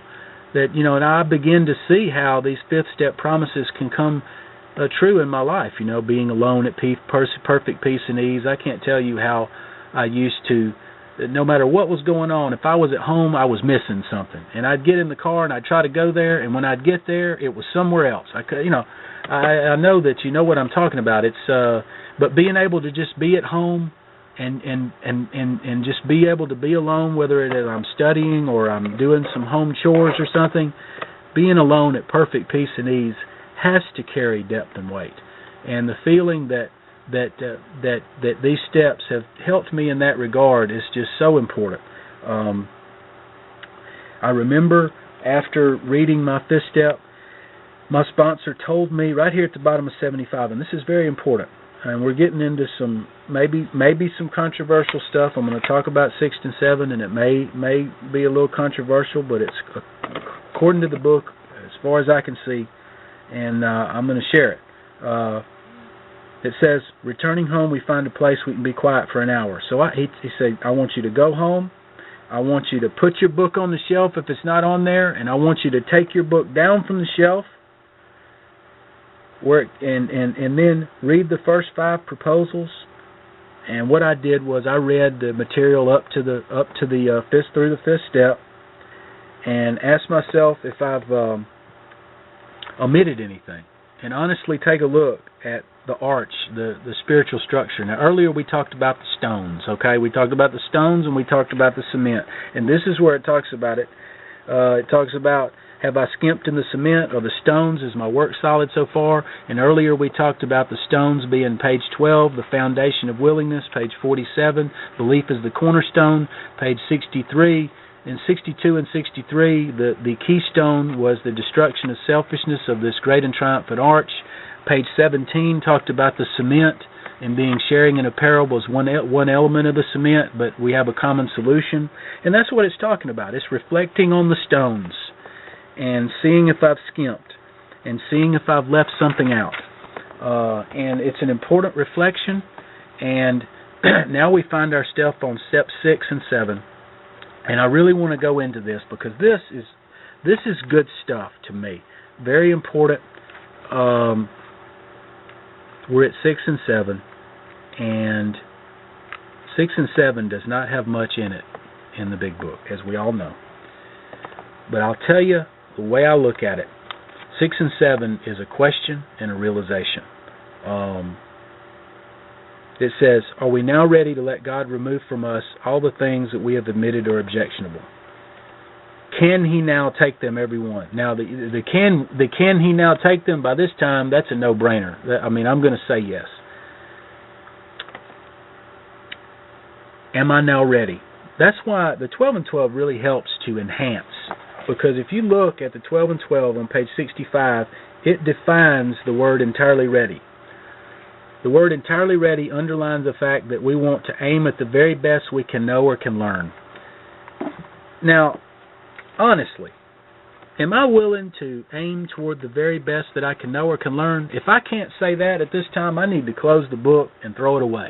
I mean, if I'm not even willing to say that I'm willing to aim toward the very best I can be, I mean, I hear so many people talk about, oh, I don't know, I'm entirely ready, and they don't even know what they're talking about. They're thinking that entirely ready means something that it doesn't. It's simply a symbol of saying I'm willing to move on and become a better person. Step 7 talks about, am I now willing that you have all of me, the good and the bad? Grant me the strength to go out from here to do our bidding. I've completed step 7. That's an important point to say completed. And this is where it can kind of get a little controversial. Well, it says completed step 7. That's the controversial part of it. People say, oh, I'm on 6 and 7 for a lifetime. No, you're not. 6 and 7 is a question and a realization and a question. And then I move on. Okay? I look at step 7 as a second-tiered decision. I made a decision in step 3, and that was to turn my will and my life over. And if I look on the 12 and 12 and 35 and 39, it talks about how even coming to AA, I've made a beginning on step 3, turning my will and my life over to the care of Alcoholics Anonymous as far as my drink problem for those that I was doing myself. And then it ties into, if this is not turning one's will and one's life over to a newfound providence, what is? And of course the word providence is tied to the first paragraph of the first step in the 12 and 12, talking about only an act of providence can remove it. So it's saying by coming to AA and working the steps, I am doing step 3. But step 3 was very broad. I'm turning everything over. Step 6 and 7 sort of are focused in on now. I'm focused in on the 4 defects that I saw in step 4. I'm saying it's more focused now. I'm asking God to help me with these things that now I see drove me to believe things that weren't true. And this leads to the second tier decision is what I'm saying is it was vital and crucial, but will have little permanent effect unless it once followed by the rest of the steps. That goes for step 7 as well. It's a second tier decision, although more focused. It's still a decision, and what makes it real is the action that I take after it. It's 10, 11, and 12 and learning how to live differently that I find removes these defects, and it really doesn't remove them as much as it replaces them with more productive things. It's like putting clear water into a coffee pot full of coffee. Eventually the water starts clearing up. What I find is that 6 and 7, my realization and my question and my desire to move forward and my desire to have these things removed comes to pass by me starting to live and do the opposite. If I have a lot of fear, I have to face my fears and act courageously.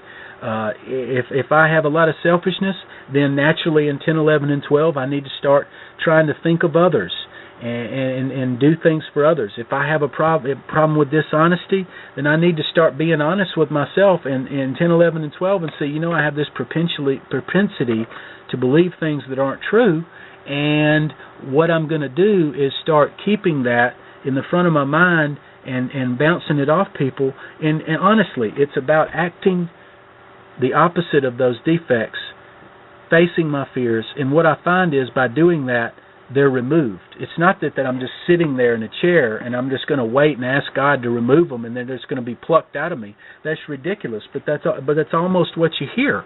And that's this belief system that I have to work on 6 and 7 forever. The 12 and 12, too, backs this up because it talks about on 65 telling me what the measure of the defect is.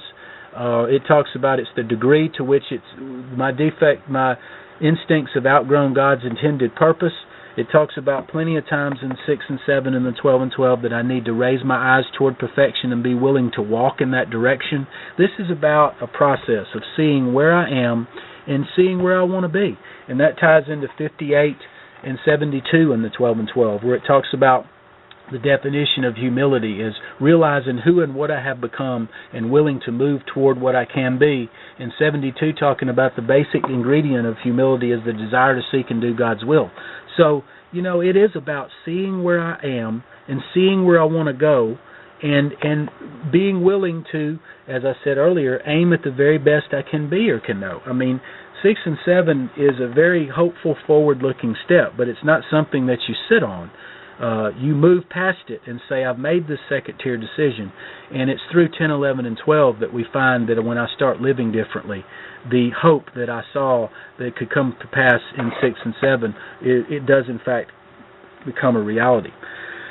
An interesting point that I would like to make is that this idea about, in step 5 it says wrongs, in step 6 it says defects, in step 7 it says shortcomings.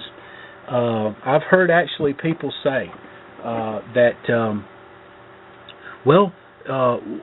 I've got a set of wrongs, and I've got a list of defects, and I've got a list of shortcomings, and I've heard people talk about, a defect is an overdeveloped instinct, and a shortcoming is an underdeveloped virtue.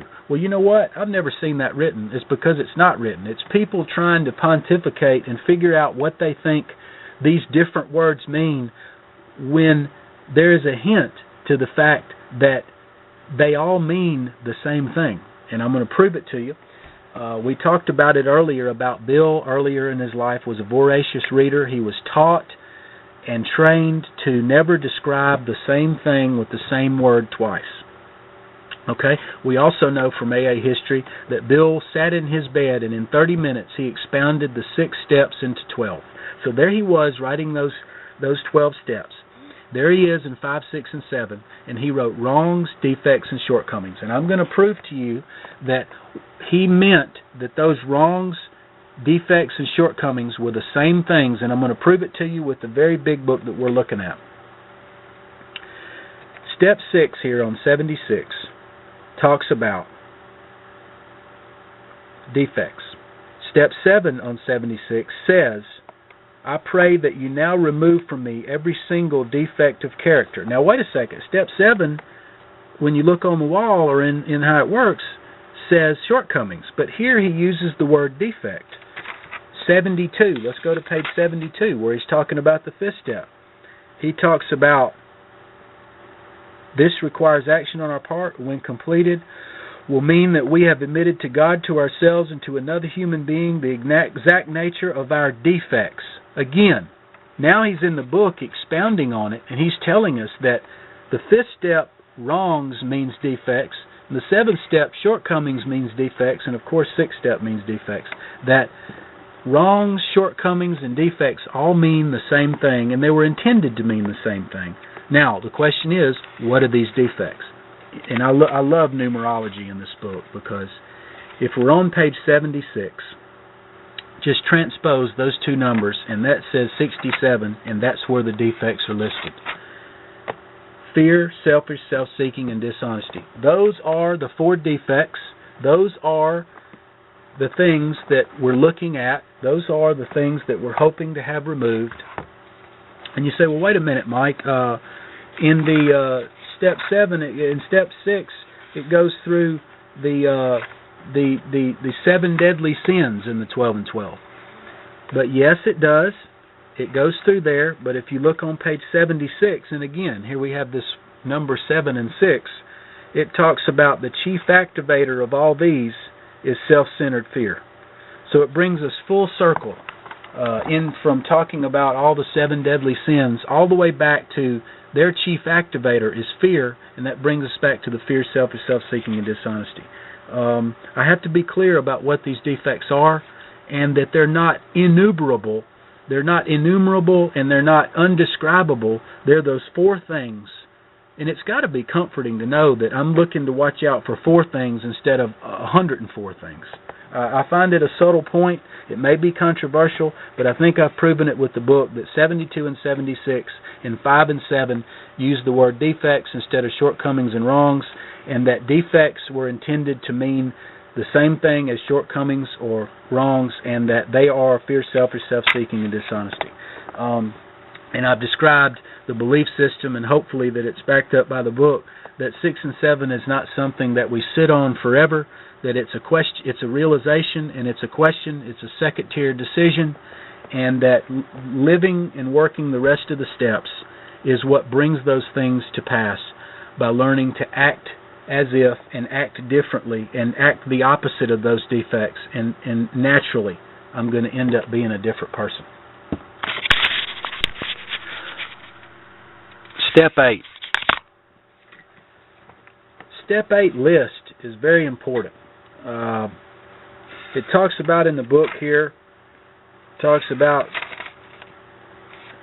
step 8 and 9, and listed all persons we have harmed we're willing to make amends. In the original manuscript it said complete amends. We've objected ourselves to the drastic self-appraisal. We're on 76. The idea about being willing.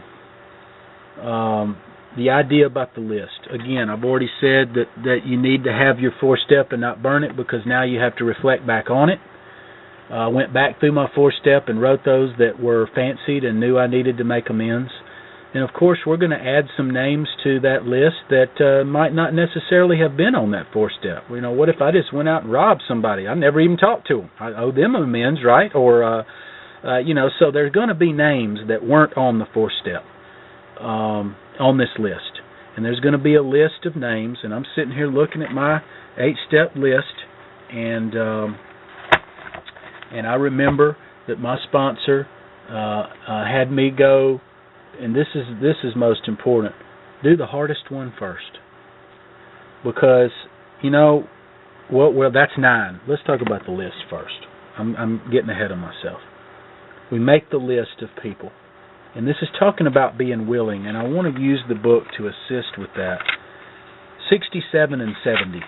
I remember it because there's a 7 in both of those. But it gives a hint about willingness. On 67, it talks about,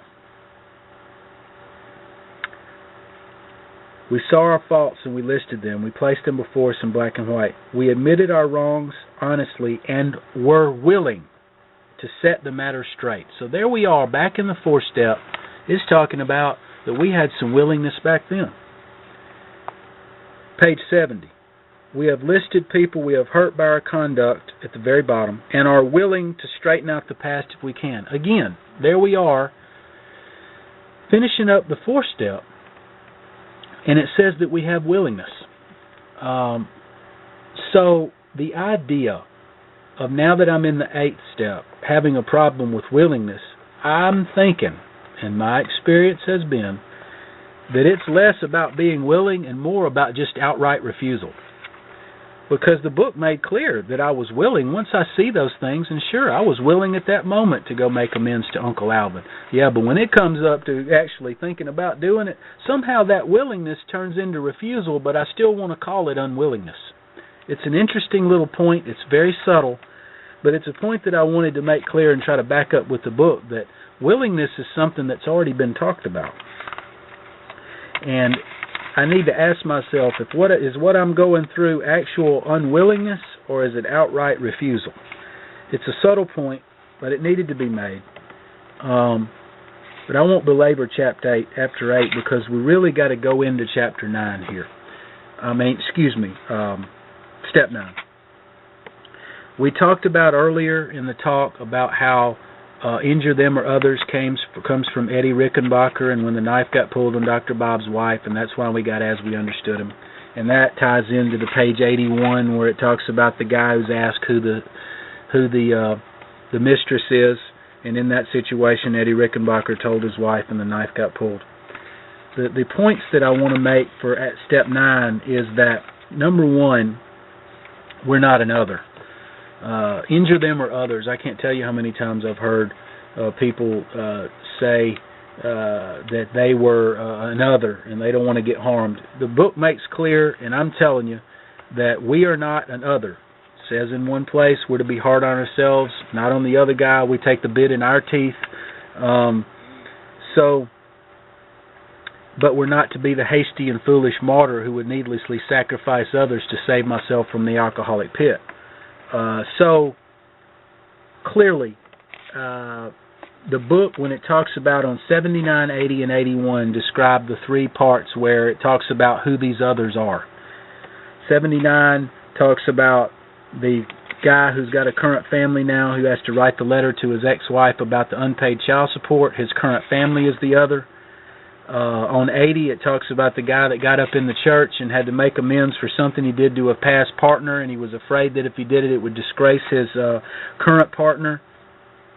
The current partner was the other here in this situation. Disgrace his family, his reputation of his partner.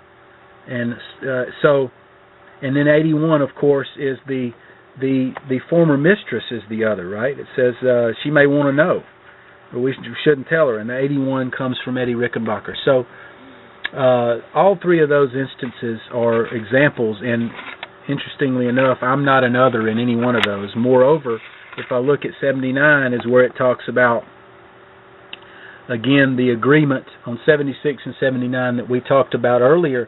It's no wonder that they put it in here. Remember, it was agreed in the beginning that we're willing to go to any lengths because they know this stuff's tough. And they're saying, remember, it was agreed. So it says, we may lose our 79. We may lose our reputation, position, or reputation, or face jail, but we are willing. We have to be. We must not shrink at anything. And I'll tell you,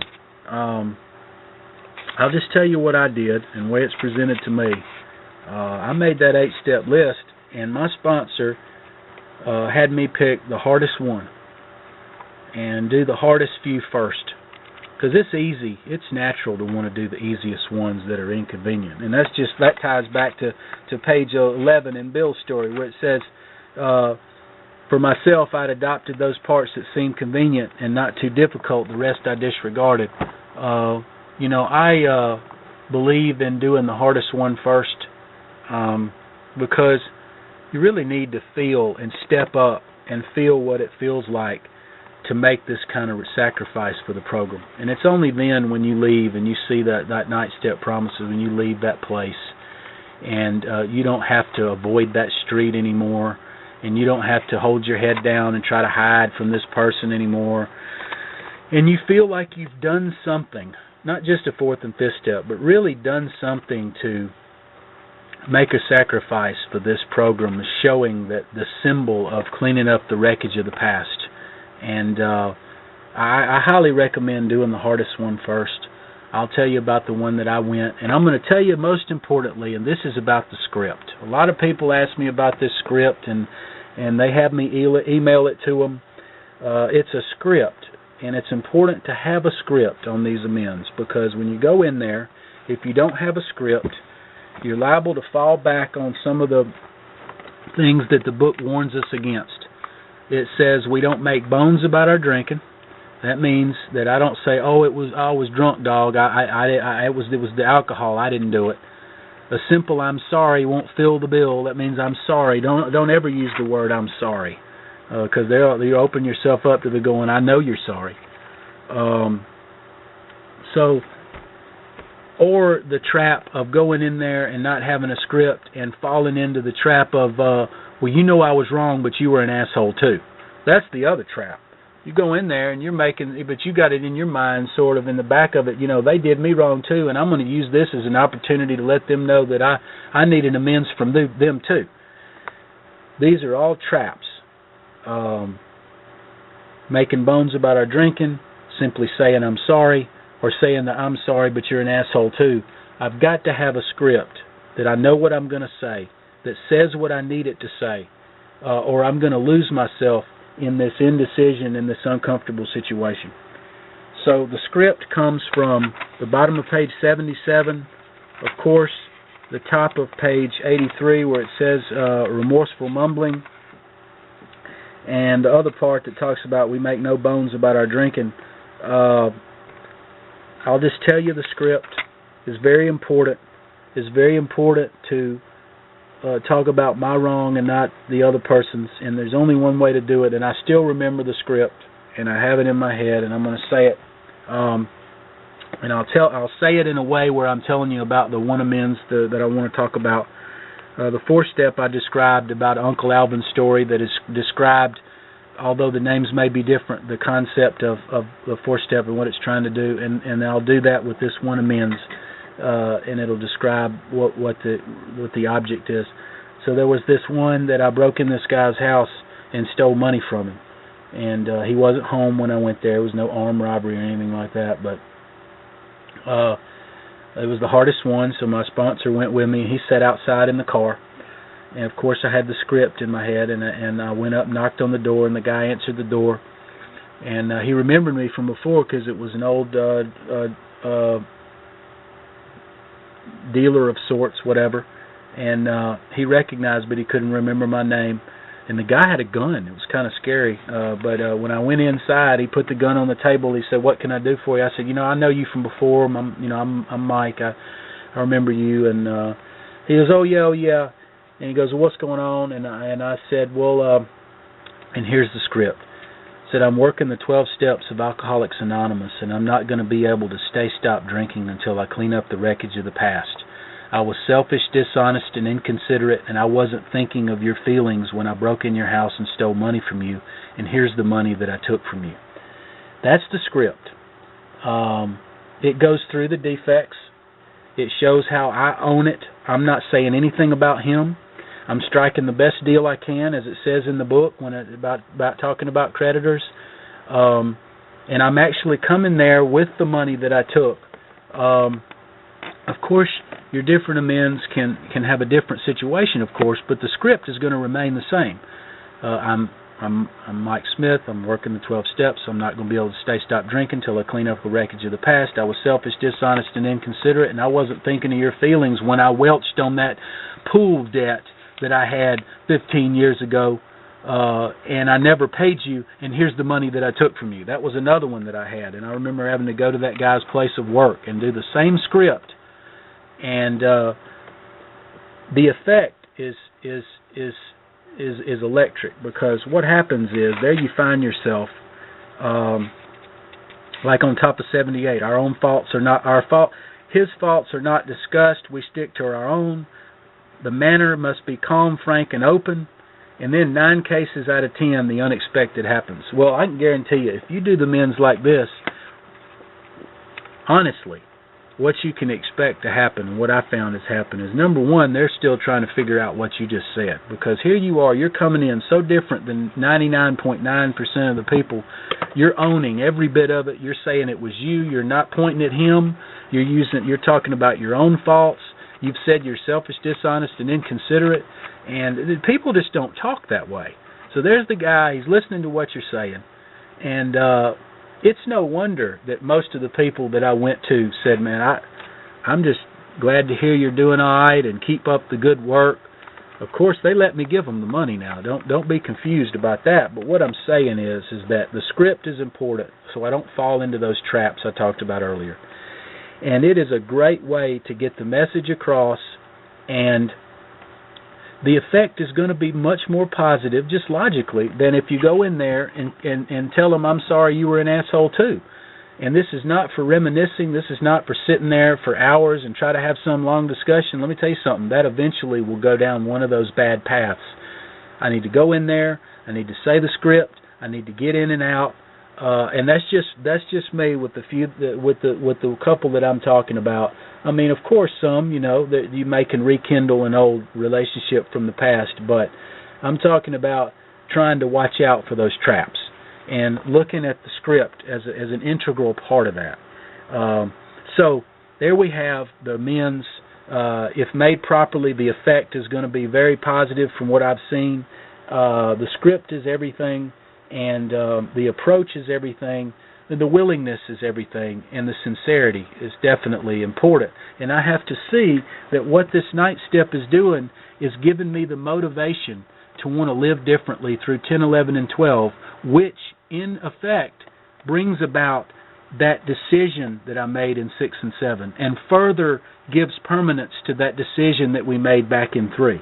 It's very important to say that this making of the step 9 not only cleans up the wreckage of the past, but an ancillary benefit is it gives me motivation to not do some of that same stuff again, because I don't want to have to go back and make amends. Again, for the same stuff over and over. So the motivation to live differently comes from step 9 as well. So, interestingly enough, as we go into step 10 here on 84, an interesting hint here. It says, we vigorously commence this way of living as we clean up the past. What that's saying is I'm going into step 10 and I haven't completed step 9 yet. Yeah, I've done some, but it's as I'm doing it, I start step 10. It's very subtle, but it's very important. It talks about setting right any new mistakes as we go along. And what that's saying is cleaning up the wreckage of the present and not doing what I like to call the chicken wire 10th step. We're going into step 10. We're talking about how it has some of the same tenets as some of the earlier steps, but it's very important not to call them the earlier steps. What we find here is that it says, our next function is to grow in understanding and effectiveness. This is not an overnight matter, continued for a lifetime. 10, 11, and 12 is continued for a lifetime. Okay? Now, I want to key in on the word understanding and effectiveness. The word understanding comes from the book of Proverbs. It talks about in 2 different places that a man of wisdom seeketh his own knowledge, and a man of understanding seeks out wise counsel. And what that means is I'm seeking out people who have already worked these steps, and I'm trying to be a person of understanding, not just a person of wisdom. That's where that word comes from. You're just going to have to take my word for it. I've done enough study about the history to know that the more I study the big book, the more I see the words and these things used in the big book.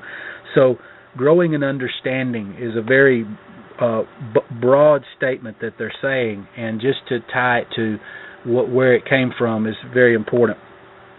Okay, now it says, continue to watch for selfish dishonesty, resentment, and fear. Again, that ties into 67. Selfish dishonesty, resentment, and fear. Step 4. When these crop up, we ask God at once to remove them. That looks like 6 and 7, sort of the same thing 6 and 7 said. We discuss them with someone immediately. That's step 5. Make amends quickly if we have harmed anyone. That's 8 and 9. And then we resolutely turn our thoughts to someone we can help. That's step 12. Love and tolerance of others is our code. So what we find is the tenets of some of these earlier steps are lived out on a daily basis in step 10 here, but they're not called the other steps. This is step 10. And the reason I just let silence come across the line is because that may fly in the face of what you've heard, but I am so sorry that what you've heard in the fellowship is not necessarily what's in this book. I have to keep emphasizing that because it's important that we're talking about the book here. And when it's got squiggly writing that says step 10, this brings us to step 10. And it says this process is continued for a lifetime. We're in 10, 11, and 12 here. And this is the steps are in order for a reason. Now, cleaning up the wreckage of the present. What we're talking about is not falling victim to what I call the chicken wire 10th step. Now, the story goes, when I was younger, my dad had a trailer that he rented, and he rented it to people, and they stiffed us and left us in the middle of the night with rent, and I had to go up there with my mom and my dad up to this trailer in the country. And filth you've never seen, squalor unbelievable. These people never clean the place. But the point I want to make is outside there was 3 trees, and they had strung chicken wire around 3 trees shaped in a triangle. And it was about 8 foot tall, and they threw every bag of garbage that they ever had in that chicken wire little fence that they made. And the reason that I call you got to be careful about the chicken wire 10th step is that The 10th step is as I go along. It talks about I commence this way as I go along, and that means I need a walking around step. And that's Joe and Charlie's term, I know, if you've listened to them. But the key is clear. A lot of people want to say, well, I'll deal with it when I get to my next 4th step. And I've heard people say, oh, I'll work another 4th step. Well, you know what? That's another one of those things. It's a little pet peeve of mine when I hear people say, I'll work another 4th step. Well, you know what? There is no other 4th step. We're in the 10th step now. We're making inventory now in 10, 11, and 12. You don't call it another 4th step. You may do a written 10th step, but it ain't a 4th step. I mean, I'm on the soapbox, but some of the things I hear has to make me chuckle. The uninformed nature of some of the things that I hear it's no wonder that newcomers get confused. So the key is clear. You throw those bags of garbage in that chicken wire, and you say, oh, I'll get to it later.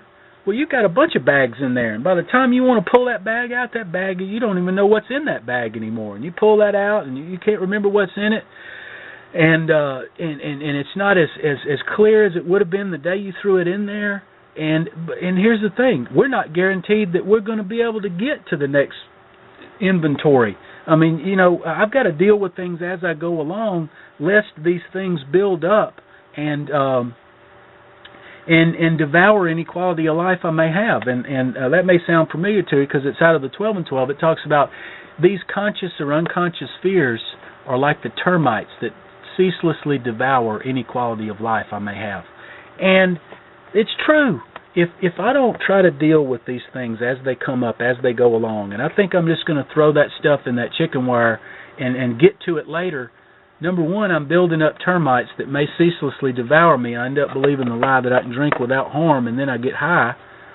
Or when I get to it, it's not as clear as what it was. And the next thing you know, I'm in a state of delusion, and I've become that person on 62 that all I can see is what they did to me. I don't want to be that uninformed, unwilling guy on 62 that sits around going, all I can see is what they did to me, but I haven't looked and see where I made a decision based on self.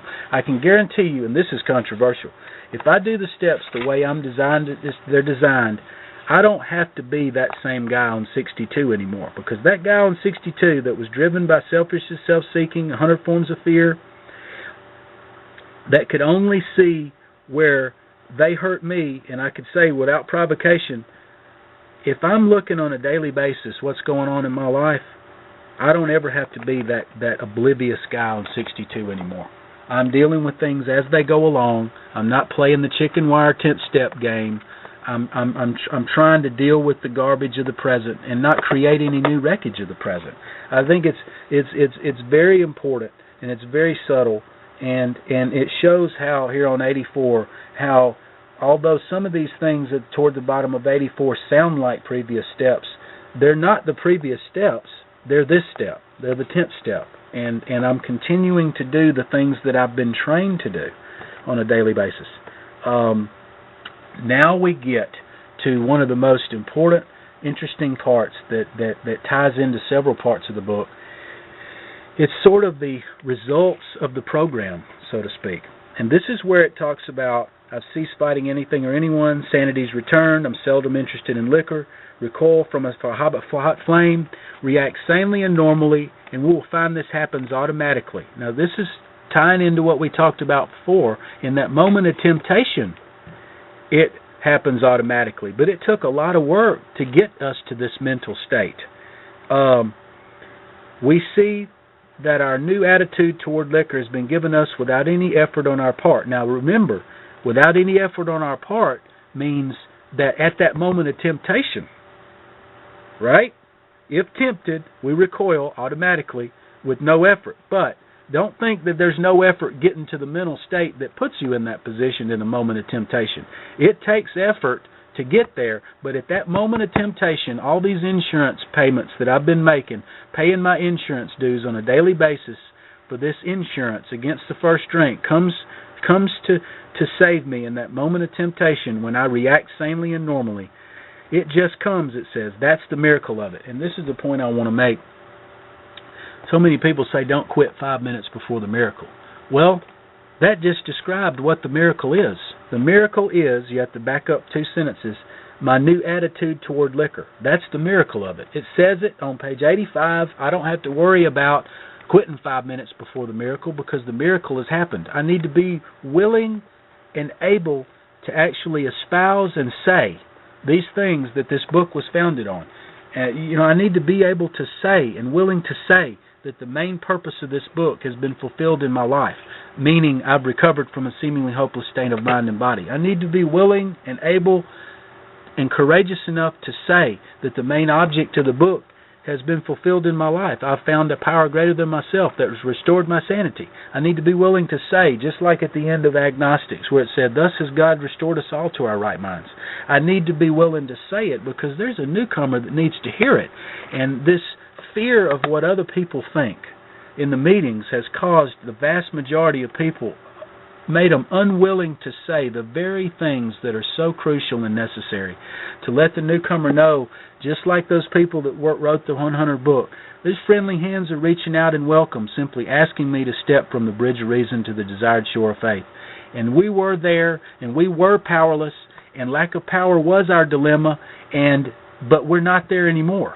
And would you come do what we did, and you can get what we got, but the point is clear, that the miracle has happened at this point, and this is talking about the culmination of the results of what the program is supposed to give me regarding drink. It talks about we are not fighting it, neither avoiding temptation, placed in a position of neutrality, safe and protected. We haven't sworn off. We haven't sang the Alcoholics' National Anthem. Instead, the problem's been removed. And when it uses the word problem in the singular, it's talking about the alcohol problem, because you tie back to page 17 where it talks about 100 men, they've solved the drink problem. So the problem has been solved at this point. It doesn't exist.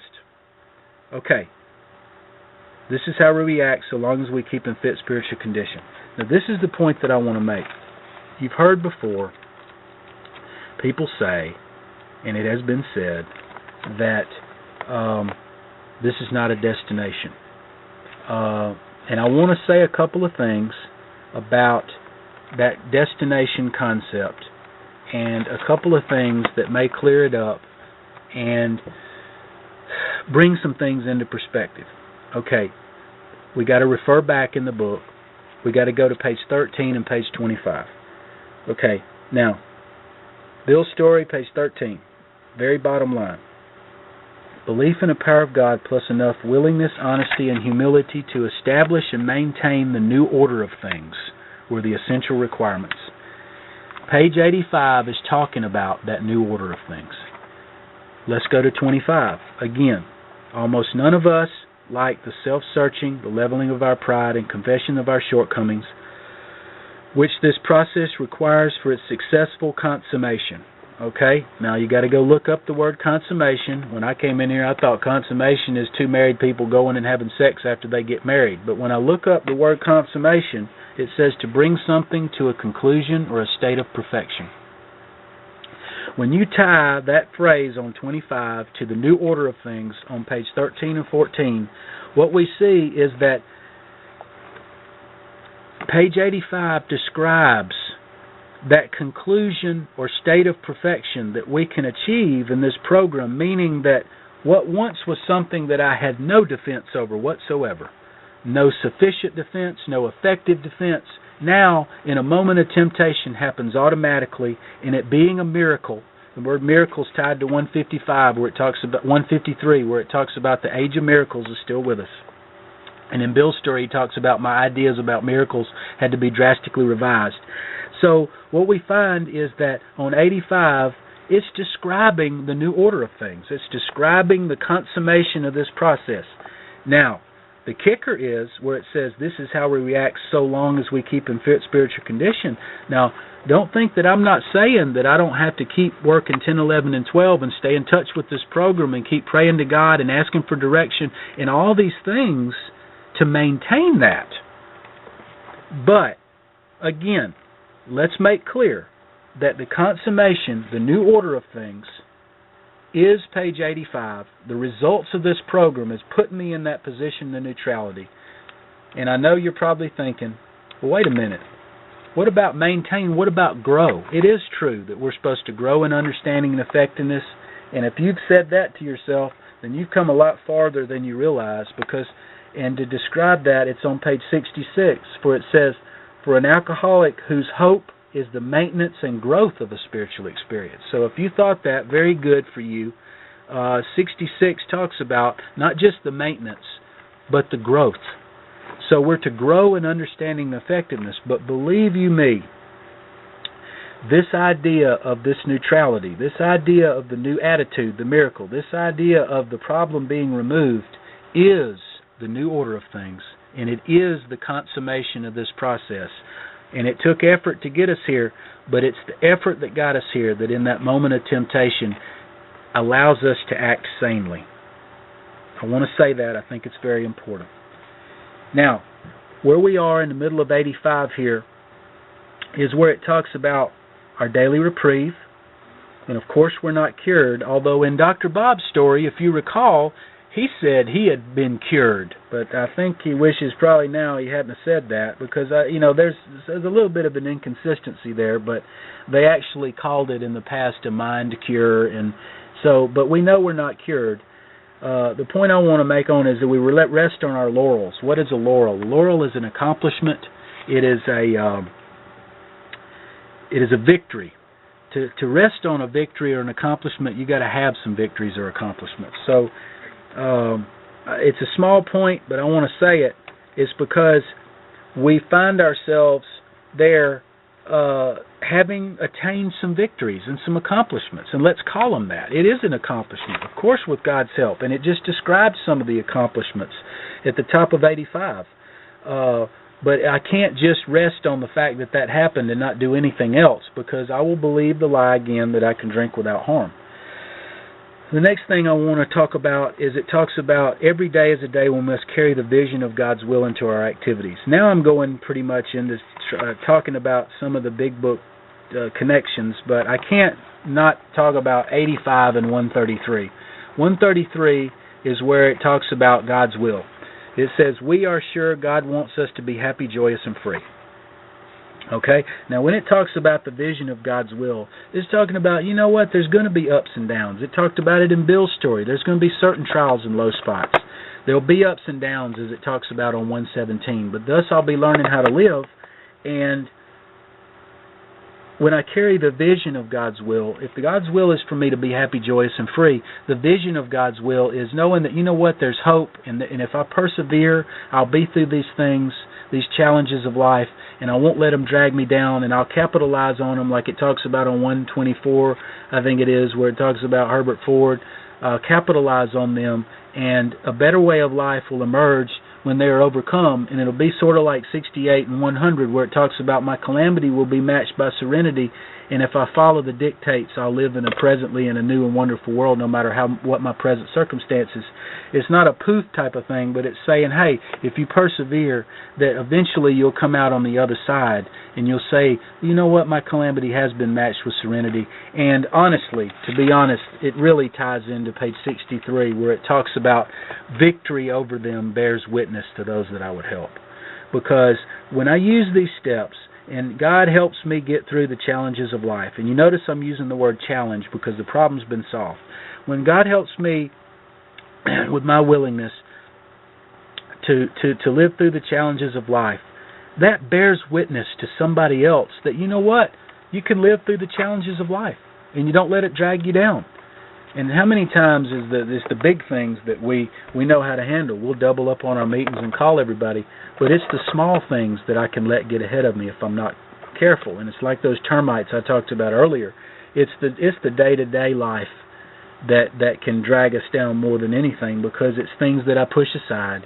It's that bag of garbage that I throw in the chicken wire. It's the things that I don't want to deal with because I don't think they look big enough. And then I find it's those very termites that are devouring any quality of life I may have.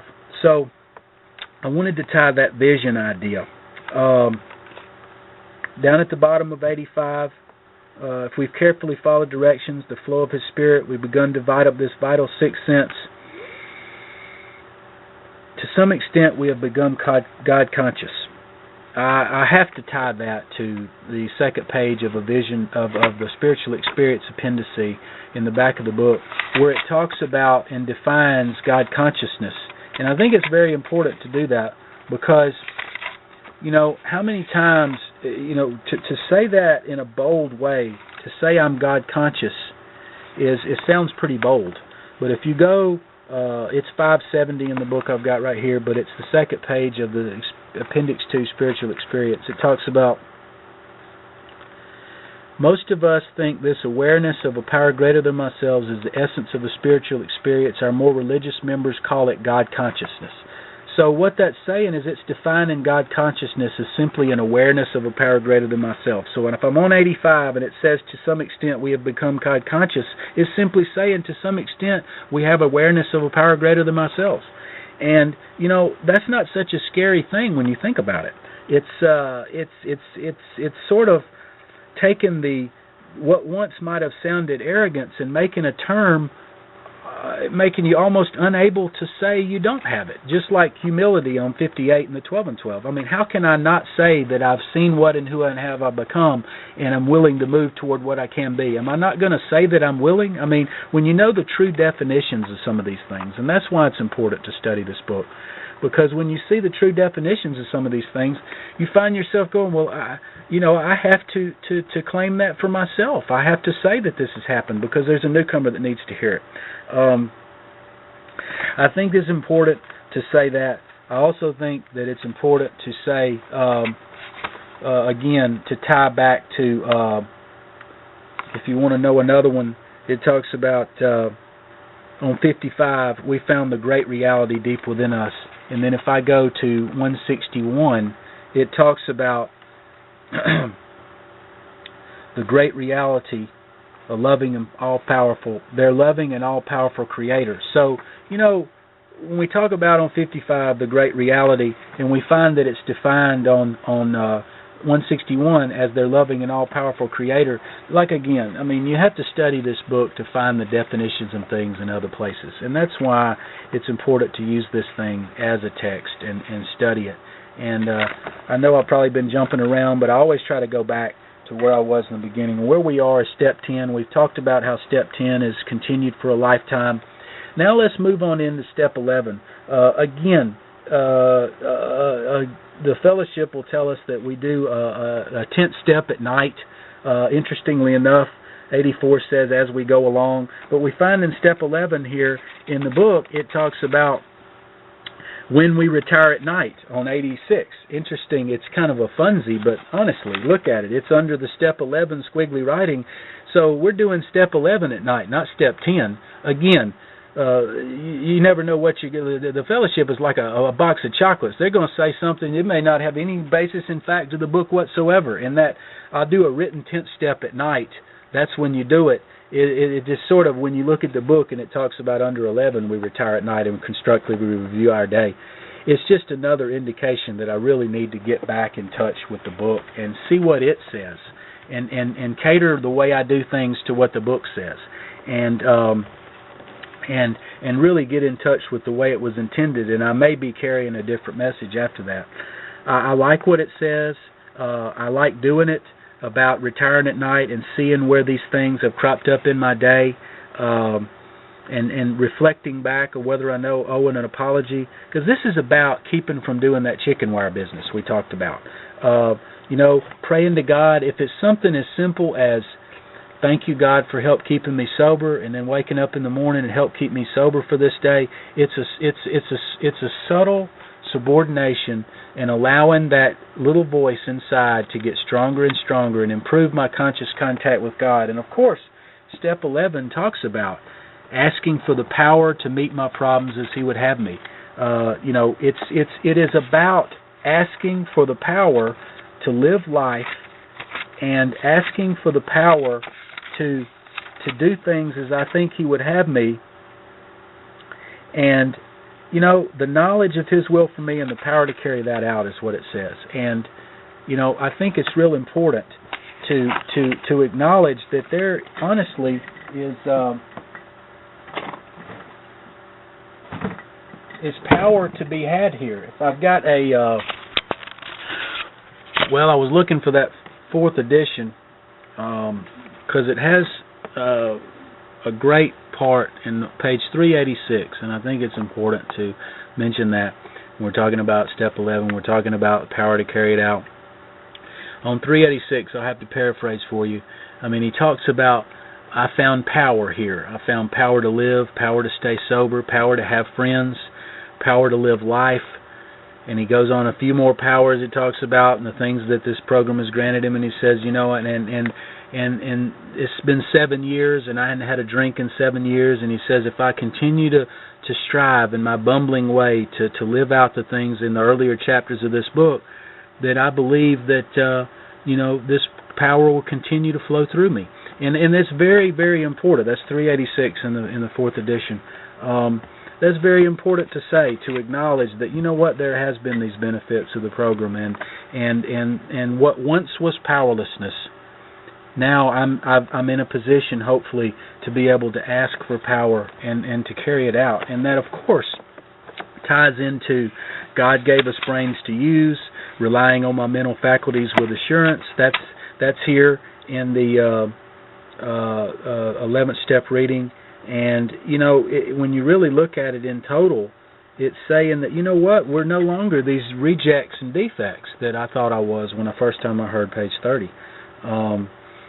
Again, we're on 86 here. It talks about on awakening, and it's about ending and beginning a day, acknowledging God's gift of the serenity and the sobriety. But, you know, we must not discount the fact that we've got to put feet to our prayers. I mean, if faith will move mountains, I've got to bring a shovel, and I've got to put feet to my prayers. And also, you know, I can't sit around and expect that God's going to do everything. Again, back to the direction word that was taken out of step 3. I can't expect Him to do everything. He's not going to do for me what I can. And if I want to test that, I guarantee you lock yourself in a closet, and if you're starving, God's not going to shove a Oscar Mayer through the keyhole. I mean, He expects maybe me to go get a job and earn the money to go buy my hot dog or something.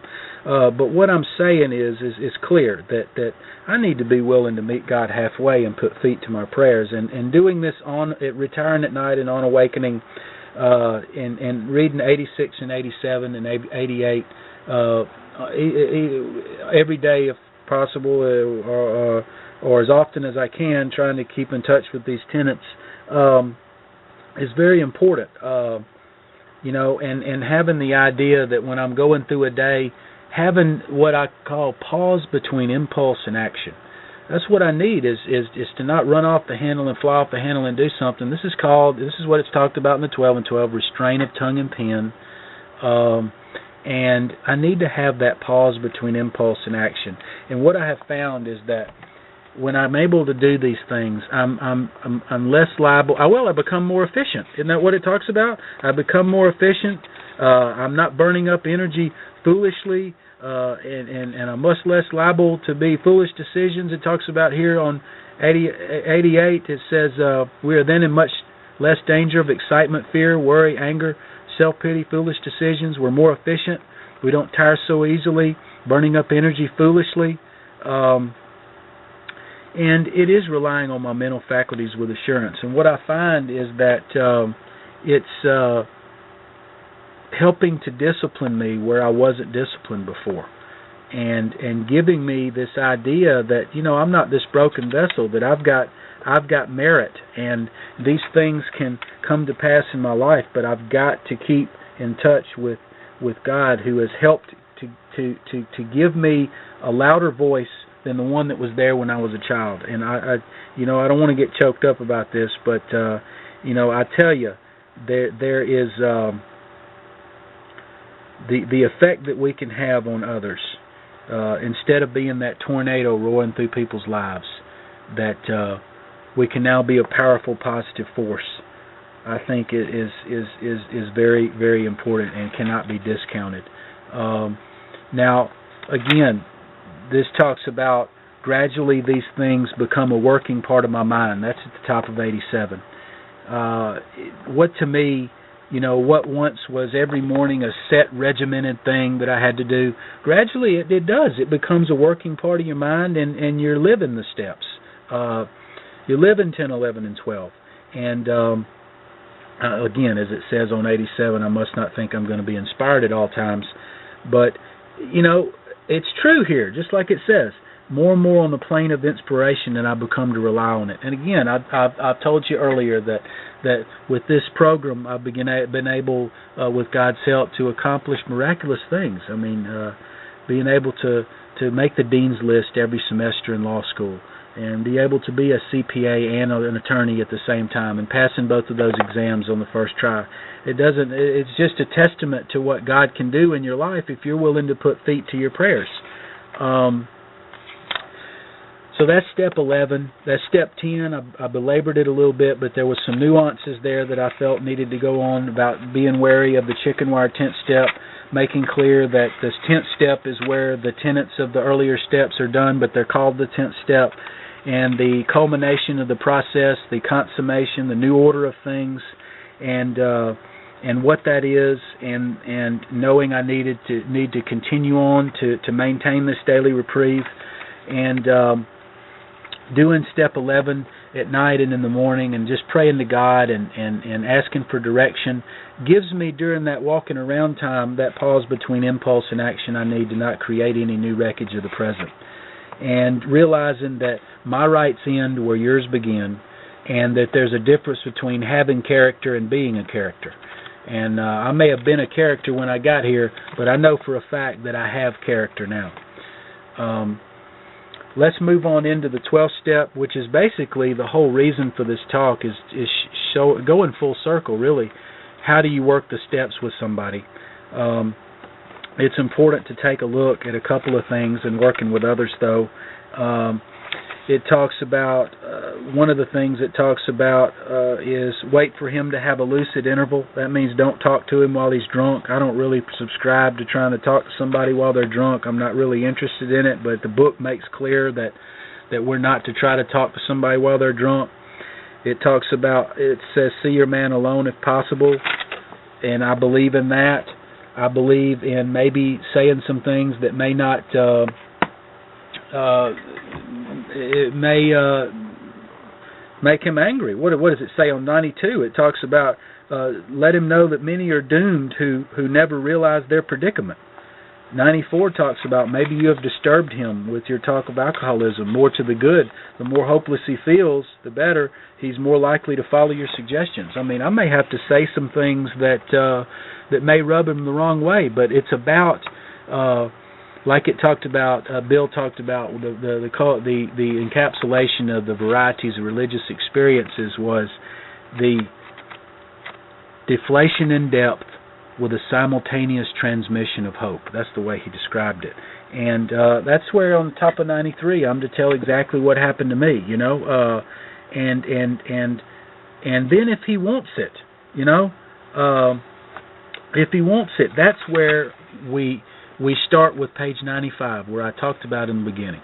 I talked to him a little bit. If he wants it, then I ask him to read the book in the interval, and then I get back with him in 96 after he's read it, and then we begin this process, just like what I talked about earlier, the 76 and 79, the agreement in the beginning. I'm willing to go to any lengths, and I'll start back, talking about the description and the reading and what to do and how to use this book as a text to learn how to get the gifts that this program has to offer. And we've been talking now about, just on this part of the book, going through the steps part, 2.5 hours here, and I can see why Joe and Charlie's tapes are 8 hours, because there's just no way to cover this material, and there's so much that I haven't been able to cover that I would have liked to. And when I finish these, I'm sure I'm going to be going, man, I wish I had mentioned that, I wish I had mentioned this. But what this part of the tape was designed to do was to go through how I tried to work the steps, how I worked the steps out of the book, how I used the book to back up the belief systems of how I work the steps, to explain different terms as I go through the steps that maybe were confusing early on, but how if I look deeper in the book, certain things are explained, and how my belief system on the steps about they're in order for a reason, and my beliefs on 6 and 7, my beliefs on 4, that are all backed up by the book. I've used the book to back up my belief systems, and that's what I have always tried to do. And I think it gives it depth and weight, and that's what it talks about earlier in the book, that the message that must grasp an alcoholic must have depth and weight. And I hope that what I've done has that depth and weight.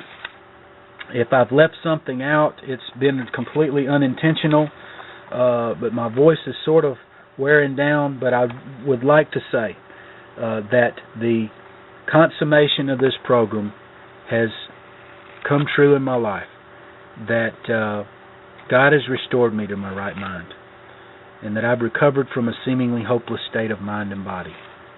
And, just like they said, to show other people precisely how I did that was the main purpose that I made these tapes, because people have asked me to put it all in one place. And, again, I've tied it to the book. I haven't come up with my new idea about how to do it. There's no sense in me trying to reinvent the wheel, but how can I use what I've come to believe and use the book to as my guide instead of me trying to rewrite something? That's been my desire. So that's the end of the steps part. We've gone full circle from beginning on page 95 to going all the way through to page 95. Again, I know there's probably a lot I left out, but hopefully I'll pick it up on some of the other parts where we've described the history and the players and some of the nuances of the 12 and 12 Big Book, which is the next section. So anyway, I appreciate it, and I hope you got something out of this.